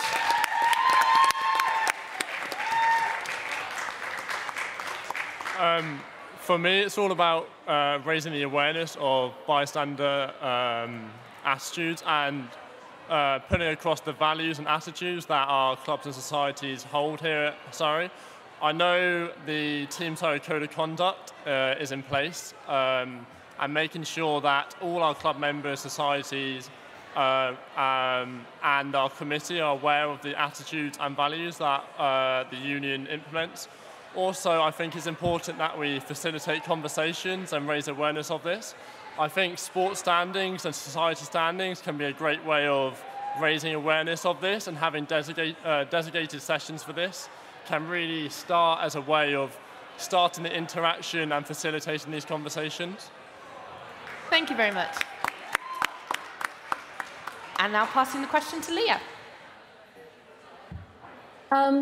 I've collaborated with Shaked from the support. She's the support and wellbeing officer of the Law Society, and we've planned to organize events that would educate people and raise awareness and talk about how bystanders can safely engage in stopping assault, and how people can grow and learn how to act with regards to what would affect people and possibly traumatize them. Like, there are some people that don't even realize the things that they do that have an effect on others. I feel like it's important to educate people more than others, because I feel like people are good at heart. I feel like it just needs to be taught properly, I think. Thank you very much. My next question is also going to go to all candidates, and it's a two-parter. So my question is, how are you going to work for students who don't really care about sports clubs and societies? But for context on this question, one candidate sitting here, and that's James, wrote for Insight, the student politics magazine, who invited all candidates running in Surrey Decides to write a piece about what they're going to change. So when we're talking about engaging with societies, given the opportunity to, not everybody on this table did. So I'll repeat my question. How are you going to work for students who don't care about sports clubs and societies, who don't care about sports clubs but do for societies? Thank you very much. If that's okay? Oh, yeah, sure. Cool. Off you go, Reb. Sorry, so just to clarify, it's how do we get people involved who don't care about sports but just societies, right? Yeah. Okay, right. So I think the biggest thing is communication and outreach, right? Because obviously there's so many societies. We have, I think, is 127 societies, right? I think for a lot of people, so myself personally, I didn't know there was a chess society, right? I love chess because I'm a massive nerd, right? Sorry, the thing is, if I'd have known earlier, I would have joined earlier, right? So I think with a lot of people, there is a society for everyone. And obviously sports is not, the end all for all people. right? And I think it's of massive importance that we highlight certain societies, not just for what they've done well, but also, look, here's this society. You know, we share things on social media massively. We share things via email, Teams, however, to say, look, this is what's available. Something could be for you, and then from there we sort of, you know, we really give that encouragement constantly. And I think that's probably what's going to be the defining factor in getting more people involved. Thank you. Have you got any comment on not engaging with the society when invited? Sorry, what was the second part again? Just, have you got a comment on not engaging with the society too when invited for Surrey Decides? Sorry, I still didn't hear that. It's good. So Insight invited you to write a piece at Student Society, and you didn't. Is there a reason for that, not engaging with societies? No, there's no reason at all. No, I must have just missed it. No, genuinely there is no reason behind Fair enough, that. then. There are so many messages at the moment. We get it. Cool. Question now going over to James about engaging with society-only kind of students. Yes, so as many of you may know, I'm a massive dodgeball nerd. I've been playing it since my first year of university, so I've been a massive part of dodgeball and societies as a whole, and I've watched dodgeball grow from a 50-person sponsored society over to a 136-member society.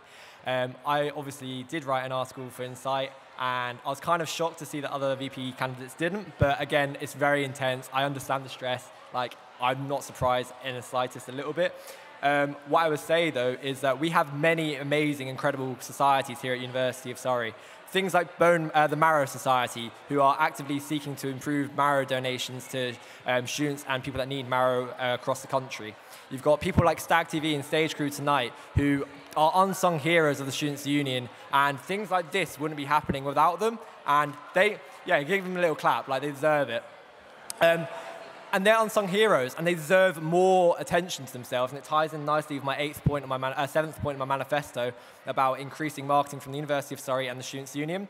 I spoke to an engagement officer who works in the marketing team at the University of Surrey, and when I asked him about the inclusion of clubs and societies in the University of Surrey marketing, especially after seeing 100 grand splurged on the We Can campaign, I asked him, why aren't clubs and societies highlighted more? And he simply said, I don't know. And when I asked him, well, can we do that? He was like, absolutely, I think it's a really good idea. So let's highlight these amazing societies that we have here at Surrey. Let's make them massive, let's make them great, and let's scream and shout about the stuff they do. Thank you very much. Question going to Ben now. So I think I'm sort of I was in the same position as Zach was. So for Taekwondo, I didn't know exactly what type of Taekwondo it did. Because when I was coming into university, I thought they didn't do what I wanted to gain from it. So then in the second year, I looked more into it. I was like, oh, one of my friends did it, and they explained to me. So I needed some person to physically come and tell me what it was about. So I think it's all about sort of advertising these clubs and what they can give to you to get people more involved. And I think another thing that would sort of help, so sort of also advertising more sort of the Team Surrey and what you can be a part of there, so that can sort of inspire people who might not want to be involved in sports, sort of like to get started, and then maybe try and work their way up to that Team Surrey so they can sort of represent the university, give yourself a bit of belonging to the uni, stuff like that. So yeah. Thank you very much. Question to Amy now. Do you mind repeating the question? No, please? of course, that's super fine. So how are you going to engage with students who aren't too keen on sports and only societies in your role of VP activity? How will you say it again? It's super fine. So for students who aren't that keen on sports, but big for societies, how are you going to engage with them? Okay. So a lot of us, as you all know, activity is actually built up of club support, club societies and development. So some people do come to university, they're not really too keen on clubs, but they love societies. I know when I came to Surrey, I heard about Woke Surrey, and I was so excited just to be able to join a community where we could speak about social issues that a lot of us face. Now, I think it's important for us to not ignore clubs. Team Surrey is a massive part of our university experience, but societies are extremely important as well. A lot of people meet friends, and sorry, do you mind saying the end bit of the question? Yeah, just how are you going to engage students in societies and not like leave Just them if clubs, they're not too keen cool. on sports? Yeah, so I think the engagement in society is absolutely important. Finding out ways that we can host events that are going to be beneficial for them, because we have a complete range of societies here at the university. We've got some academic ones that are focusing on hobbies. So for example, with the Law Society, how can we as a union and as an institution help to create a panel, for example? Or for the Chess Society, can we get human chess pieces and host a massive chess game? So a lot of these things are important, so yeah. Thank you very much. For me, I strongly believe there's like a club or society that's out there for everyone. We have so many across the university. I strongly believe that people do want to engage and join with clubs and like societies. I think it's just reducing the barriers to enable them to go and attend. So I joined the boat club my first year. I wouldn't have done it. It wouldn't be something I want to do. But the barriers through Freshers Week are taken down, and it enabled me to actually realise, oh, I quite like this. I want to stick by it. In my manifesto, I talk about a Bring a Buddy scheme, whereby it reduces the barriers that clubs and societies participate in a session every month or fortnightly, where allows members to bring a buddy, essentially reducing the barriers. Because I believe outside of the fresher period, it's quite hard to engage in that club and society. So I think through that and other schemes, I know we already have a buddy scheme in place through the wellbeing, reducing these barriers and enabling students who might not want to join a club or society to join them, and then they actually find out they really enjoy it. That's how we take a forward and proactive approach to that. Thank you very much. And the question to Leah, finally. I think, honestly, raising awareness would be the main thing, because a lot of people don't know what clubs and societies actually exist. And in the end, that plays a huge role, because some people just don't understand how much freedom there is to even create your own society. And then how many and how many varying societies there are. So I would actually getting the societies with the sports club and having collaborations, because when that can happen, the students that are already in the societies can tell oh, I might actually like this sport, I could grow to like this sport, or oh, maybe I'd want to try a few sessions before I actually get into it. It gives them a feel, because I remember when I was in pole, which I know is still kind of a sport, but when I was in pole and then they linked with trampolining last year, I realized, oh, okay, I actually really like this, when before I would have never imagined myself doing that. I could not. I thought I couldn't, you know what I mean? It was just in my head that I couldn't, and then I actually saw it for what it was, and I was like, this actually seems interesting. I could actually get into this. So I feel actually taking away that barrier that's societies and clubs, in the end, they're all a part of the university. That's brilliant. Thank you very much. Cool. So we're going to go back and take a look at manifestos with a question each, but I'm letting you all know I'm setting a minute timer on my laptop, because time is running out, and we're using the wonders of modern technology to battle that. So my first question goes to Alex. Quickly, could you just quickly explain the volunteering platform that we already have in place to me? The Surrey volunteering? Yes. If you any volunteering hours, whether that be committee role or anything like that, Surrey Volunteering Online allows you to track these hours. I know I've been using it, and I have just over 300 hours or so. I kind of want to further improve this, because I know we have so many students out there who are having volunteering hours and they are just oblivious to it. They are doing these hours and they are completely unaware. I kind of want to make it easier to track these hours, because I know the website can be a bit tedious and repetitive. So improving this, and then through these volunteering hours, it makes you more employable, and then it's something you can put on Employable Me, which stands out to employers. And I think it would be greatly beneficial to students. And although I haven't put it down on my manifesto, I do want to kind of improve and work alongside Ian, who's head of volunteering, to improve the Surrey volunteering website. Brilliant. So the reason why I wanted to ask that is because that sounds quite similar to your employability skills plan. So super speedily, how is your pledge new? So I kind of want a greater collaboration between the activity zone and the careers and employment team. So I think, especially with committee members, and being part of a club or society, you are demonstrating so many values and attributes within this. I think specific careers and employability sessions, specifically for club members, committee members, society and signatories, to way of like getting across these attributes and skills you are demonstrating into CVs and interviews. I know from my experiences this year, I've been demonstrating so many skills. Time is running low. Across, I'm sorry. and then I think there needs to be a greater way of getting them across into CVs, and I think a greater collaboration between careers and employability would be really beneficial. Thank you very much.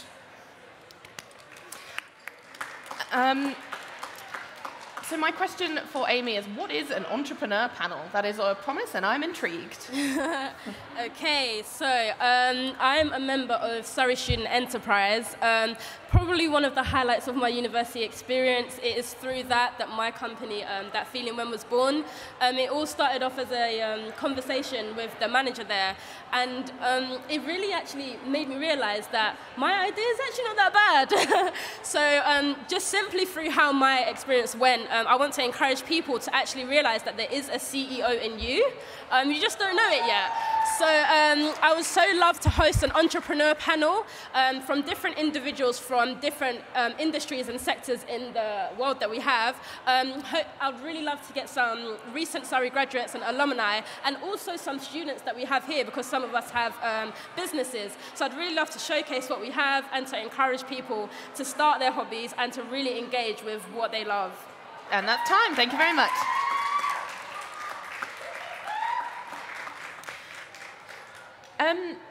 A question sort of linked to our last question. There is no mention of non-sport societies on your manifesto. Should the students involved in these activities expect not to be catered to by you? Well, so societies that aren't sports, aren't sports related. Yeah. You're saying the okay. So I think okay. With that, it doesn't mean just because I haven't specifically mentioned those societies doesn't mean they're not going to get the same support. I can still implement my my sort of make the sports angels more general. So instead of just sports, you could have anyone just go to any of the clubs. So they would be the volunteers, the people that volunteer for it would be up for sort of a wide range of things. It wouldn't necessarily have to be sports. We could adapt it to any societies, get everyone involved, because of course not everyone wants to do sort of physical activity. They might just want to go to a chess club, for example, something like that. So I think that would be a good way to sort of segregate, not segregate that, but to sort of include everyone depending on whether they want to do sport or not. Yeah. Great. Thank you very much. James, so you mentioned having 2 weeks for This Girl Can on your manifesto. Can't we raise awareness for gender disparities in sport for the whole year rather than just twice a year? Sorry, can you repeat that again? Yeah. So you mentioned This Girl Can on your manifesto, doubling the amount we do it. Can't we have awareness for gender disparities in sports all the time, not just in 2 weeks of the year? Yeah, we can. Hello. Yes, absolutely we can. I'm sorry if you can hear a massive helicopter going over by right now. Yes, it's really important. I've been actively working with Dodgeball to increase female participation throughout the entire year, and I'd like to replicate that consciously in my time if I was to become VP activity. The reason behind Girls Who Can, and why I'd like to have 2 instead of just 1, is that it's a really, really important campaign. It really, really matters to a lot of females, especially females that may not be able to get involved in sports that are, say, in mixed genders because of their faith, or because they have to follow a strict dress code. And these sort of females are not talked about enough, and female participation in sport, although it's been improving, still needs to be continued, and having a massive standout event such as Girls Who Can really does help.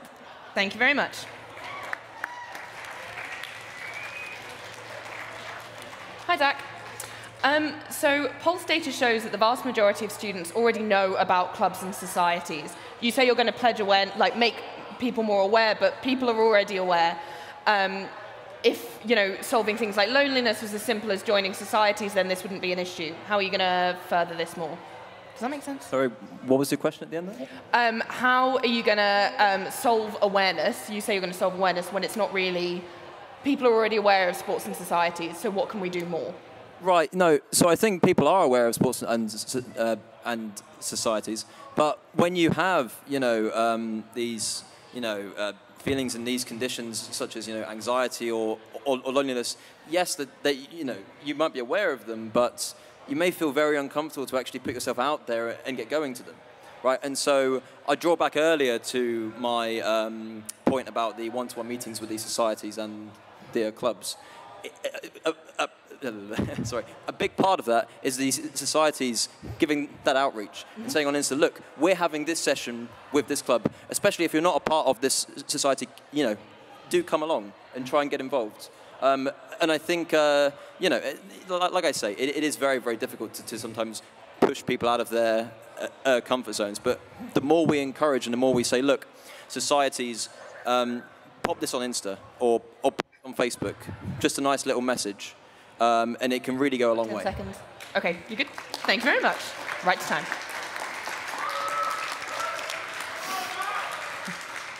And I have a question for Leah now. So you say you're going to increase participation in clubs and societies, and I'd just like to know how you're going to do that. So I think, of course, I'm going to start with making sure that people know. That's the one thing, is because for me, I think I just wasn't aware at first. But then the way it went through was I realized that a lot of people were just afraid to join, whether it be anxiety, whether it be feeling like there's not enough inclusivity. I feel like I'd want to fix that in terms of just making it a more comfortable environment for people to make mistakes, because that's another reason why I wanted to include the workshops. Is I wanted to join a few societies, and then I was thinking, what if I don't have the skills? There's always some kind of barrier, and it's a lot of the times it's just trying to get yourself out of that mindset and actually getting there. But I'd want to focus on well-being and making sure that people feel comfortable enough to actually join that society. Because in the end, when you join a society, it's basically like being in another part of the university that you're not necessarily familiar with. And you want to feel like that is, you want to feel comfortable when you're there. You know what I mean? You're not just going there for an hour or two and just, you don't want to feel uncomfortable. You want to enjoy it and you want to get into it. Thank you very much. So I have another question from our wonderful audience for all of our candidates today. What are you going to do to specifically improve the employability of all students, not just those involved in clubs and societies? You could start. Cool. Sure. So I mentioned this very, very briefly on my manifesto. But what we see right now with Microsoft... Doing good. Microsoft Teams, the channels, right? They're getting clogged up, and stuff like employability. There are some very helpful posts. There are some very, very helpful, guest speakers and all that sort of thing. But once they get into those Teams channels, it gets clogged up, and people don't see it. And then of course there's that gap between the SU might give it to the SIGs all this information, but then these SIGs may not give it to their own members, and so that latter stage is really where the communication is actually breaking down. And so my point that I was giving in my manifesto is that if we categorize those Microsoft Teams channels by the information they're giving out, rather than just the main society channel, the main clubs channel, then what we'll see is if we give a link to that channel to the SIGs, then they send it out. Want to join based on that exact thing. People will be like, well, I want to see more employability. Well, there's a Teams channel just for this. Thank you very much. Sure. Barlow, you next. James.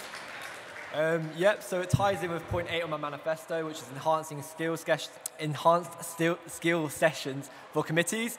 So essentially, I want to create some videos that help committee members and members to improve their skills on committees before they get stuck into the thick of it. So for example, if you were the marketing manager of a society and you wanted to get a sponsorship, you can have a nice video on the Surrey Skills platform that teaches you exactly how to get a sponsorship in the Students' Union. Because currently we're not told, you kind of do it and you kind of mess up a little bit and then you kind of fix it, and it's a long process.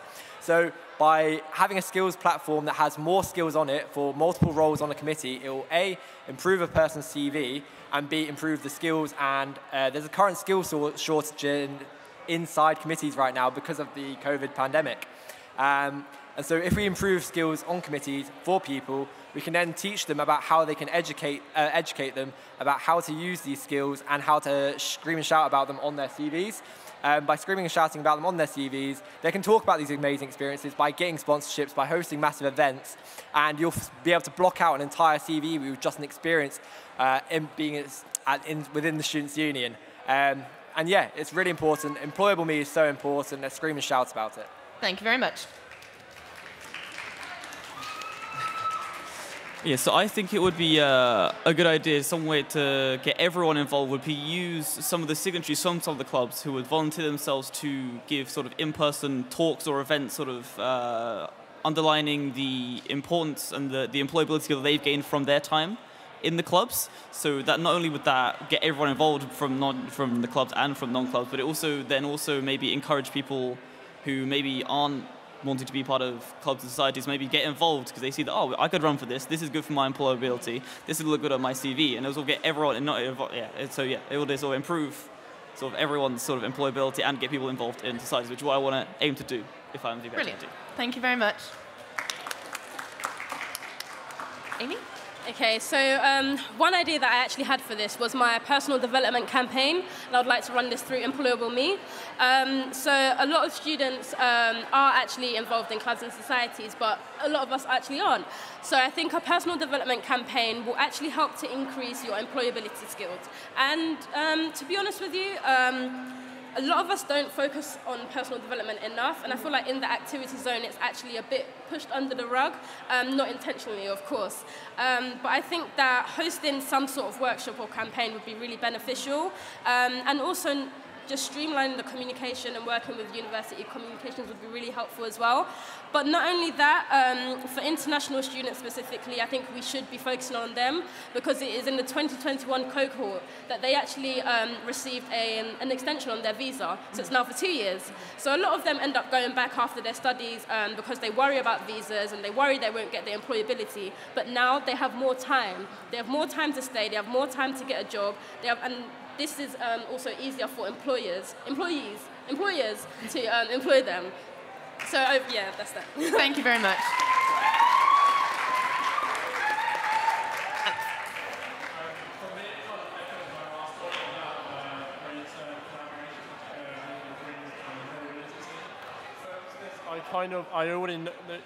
We have Employable Me at the moment. I think expanding upon this, not only within the scheme itself, but publicly, I think students are displaying so many employable attributes on the daily, and I think through schemes like Employable Me, and whereby we expand it and run sessions that can demonstrate to students, even though they might not be part of a club or society, that these are the skills you are demonstrating on the daily.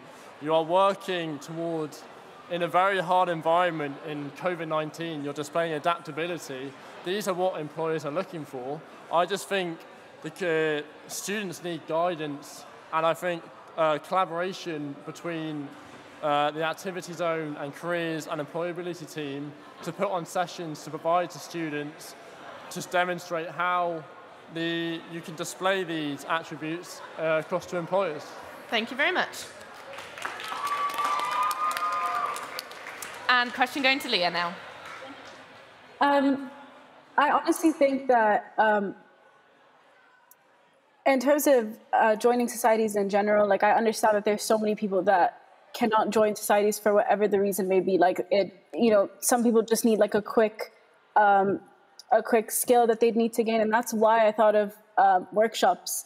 Because I thought that just you don't necessarily need to be in a club so that you can improve a certain skill. Again, it's a way to kind of do it quickly, but not commit to it fully, in a sense where it's like you still get the skill, you still gain something going out of university, but you would have, if you didn't have the time to join a society or a club that you were interested in, you still gained something out of your university experience. And I think that workshops would be the answer to that. It ties back into that. Brilliant. Thank you very much. Right, I have another general question for you lovely lot, but gotta be speedy. Time is of the essence. So, there are very few social spaces on campus, and one of those is the front room. However, in non-COVID times, every Wednesday night, sports clubs go in and trash it. Are sports clubs the reasons we can't have nice things? How would you address this? Starting with Alex. Okay. Interesting question. Well, first of all, no, I don't think. Sorry. Yeah. Sorry. I certainly think that there is a case of we need to make sure that we're making sports club responsible for the mess they actually leave behind.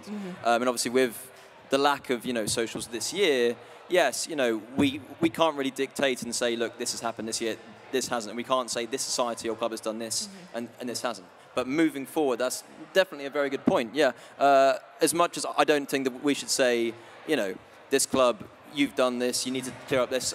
I think in general, we definitely need to, put the word out and say, look, these social spaces are not just for one club, they're for everyone. So yeah. Brilliant. Thank you very much. Just again for a clarification, this is a question from the audience. James.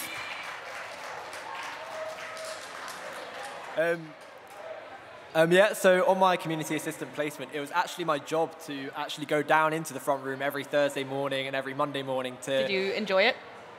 It was an interesting job, to say the least. So I saw firsthand the damage that a lot of clubs and societies did cause down the front room. And I don't think it's impossible and unfair to blame just sports clubs on such a thing. But more so, like, with students, and after COVID ends, I know a lot of students are going to be quite rowdy. They're going to be getting drunk. They're going to be having parties. And yes, there is a lack of social space at this university. However, if we were to implement something such as, say, having a security member down in the front room, I think that would negate a lot of the damages that do occur. And moreover, if we had more bins inside the front room, maybe we'd have less rubbish strewn around the place, and maybe it would be a nicer place to kind of be on a Thursday morning. Brilliant. Thank you very much. Question going this way now. I mean, yeah, obviously when you're in sort of a sports club environment, it is kind of difficult to sort of tone things down, and especially when you're in the front room, you've got alcohol everywhere, it can get a bit sort of rowdy. But I think it would be, if you have some people sort of monitoring, have someone who is, say someone sober who is there monitoring what's going on and sort of like reminding people, don't be throwing bottles around, don't be leaving all this stuff here. So yeah, just having someone who can sort of keep it sort of under control, and then if, say... Would that be a staff member or a volunteer? Probably a volunteer, but yeah, as long as there's one person. Usually all people need is like a reminder, because like not everyone wants to go in there and has the intention of going to trash everything. So if you just have someone say a reminder that, okay, yeah, we'll just calm it down a little bit, just so we leave it in like a nice state for anyone else who wants to use it in the future, and then so we don't have to start like, you don't want to start like banning certain clubs from the front room because they're doing things over and over again, because then that's, no one likes that. So hopefully we can try and keep it like that. So, brilliant. Thank you very much. Question going to Amy now. All right. I don't agree that clubs are the reasons that we can't have nice things, but I do think that when a lot of us are in the front room on a Wednesday night, we kind of get lost in the fun. But I don't think that any of us are actually doing it intentionally. But I would like to say that we all do need to make a conscious effort to make sure that we aren't making a mess. These spaces are for us, but we also need to respect them. If we don't respect them, other people can't use them, and it does ruin it for other people. So I think in saying that, it would be really useful if each team, club, society had 1 or 2 officers who were going to volunteer to do the dirty work, and but if people were cleaning up after ourselves, we wouldn't have this issue. And as adults, this is something that we need to be doing, and we need to be accountable for our actions. So if we are making a mess, guys, please clean up. Brilliant. Thank you very much. Sorry, could you just repeat the question? Yeah, of course. Reminder, this is an audience question. This is strong wording, is not mine. There are very few social spaces on campus. One of those is the front room. However, every Wednesday night, sports club go and trash it. Are sports clubs the reason we can't have nice things? How will you address this? Firstly, I think it's a bit unfair to attach all blame and responsibility on sports clubs. Further to that, we do need to make all our clubs and societies aware when hosting social events of their behaviour and their principles that they abide by as being a club or society within the union. Further to this, clubs and societies are shared, and social spaces are shared between students and clubs and societies. Obviously, if continuation of bad behaviour and trashing of social spaces, some punishment or disciplinary action needs to become aware of it, and that's why the front room was closed off for periods of Wednesday evenings before. I don't know, I don't want to say something too much about like some proper, it depends on this scenario effectively. Like, you can't say out loud now what you would do. You need to look at the scenario, look at the facts, and make a conscious and collaborative decision over that. Brilliant, thank you very much. And the question's now going to Leah. I don't think that sports clubs are the reason why we can't have nice things at all. I honestly think that with the front room, like with regards to that and the existence of social spaces, I think that having so many people plan their events at the same time in the front room for like pre's before Rubik's, like that's where the problem lies. Really, you have so many people squashed into one room, like everything's going to be messy. So that's why I was thinking that's why I mentioned on my manifesto that I wanted to better organize spaces for events. And that's the thing. That's why I wanted to keep the marquee around after COVID, is because like we can like have that as basically like an extension of the front room, where it's like more space for every club to kind of plan their events.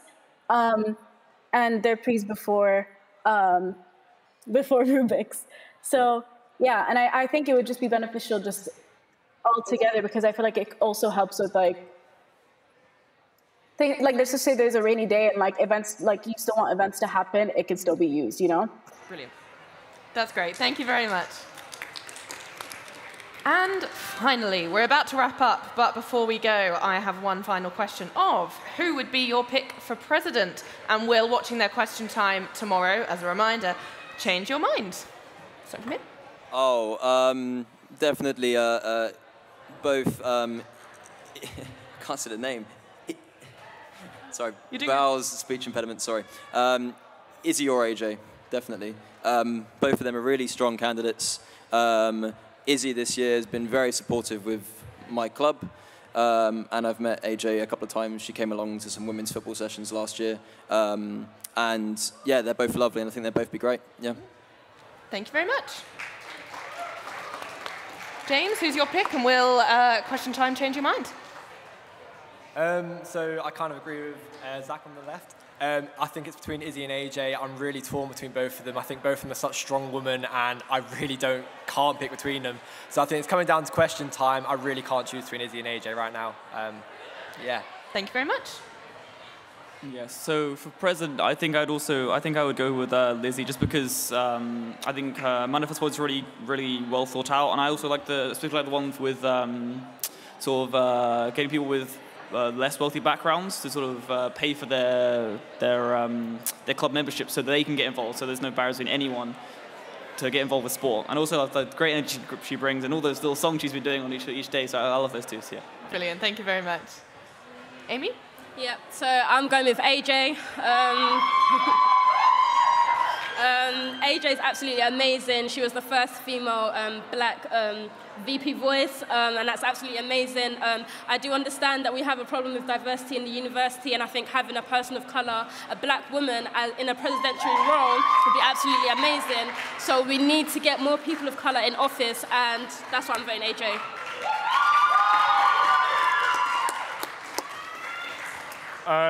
Firstly, can I just say, I think anyone going for a role such as president just displays their character, going for a role like that. But for me, from her phenomenal commitment to her role as VP Community this year, sat in this space right now and the lake, I think it exceeds all commitment and dedication and what was expected of her at the start of the year. So obviously Surrey Decides is very fluent and the things can change, especially tonight. But at the moment, my vote's with Izzy. Thank you very much. And finally to Leah. For me, it's also between Izzy and AJ. I honestly think they're both such strong candidates. I think they're both such strong candidates. I've spoken to Izzy a few times. I think she's so nice, and I know her. And AJ spoke to me before question time and actually comforted me when I was feeling very anxious. So honestly, I really, really like both of them. I think question time might just make me have a proper decision, I think. Brilliant. Thank you very much. And now that that question is closed, we have finished night 2 of Question Time for Surrey Decides 21. Thank you to all of the wonderful candidates for coming and chatting to me. And I hope everybody has a wonderful evening. And stay tuned for tomorrow, where we'll be talking to Voice Zone candidates, VP Voice candidates, Union Chair candidates, and President candidates. Woo. Have a good evening, everybody. Thank you very much.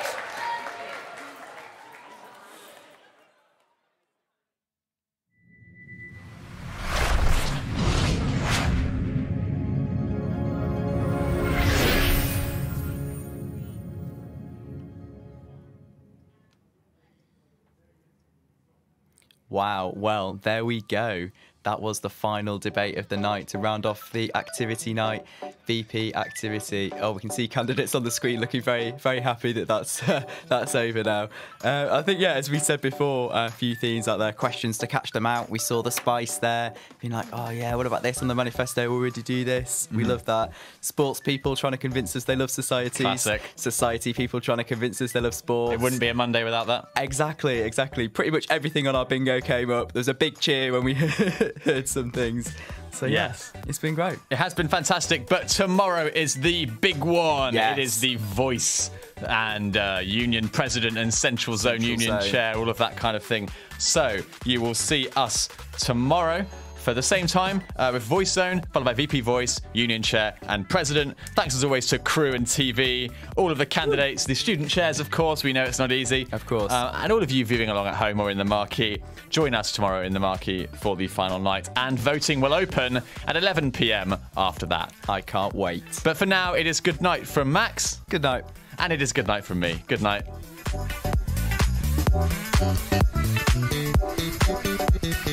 Thank you.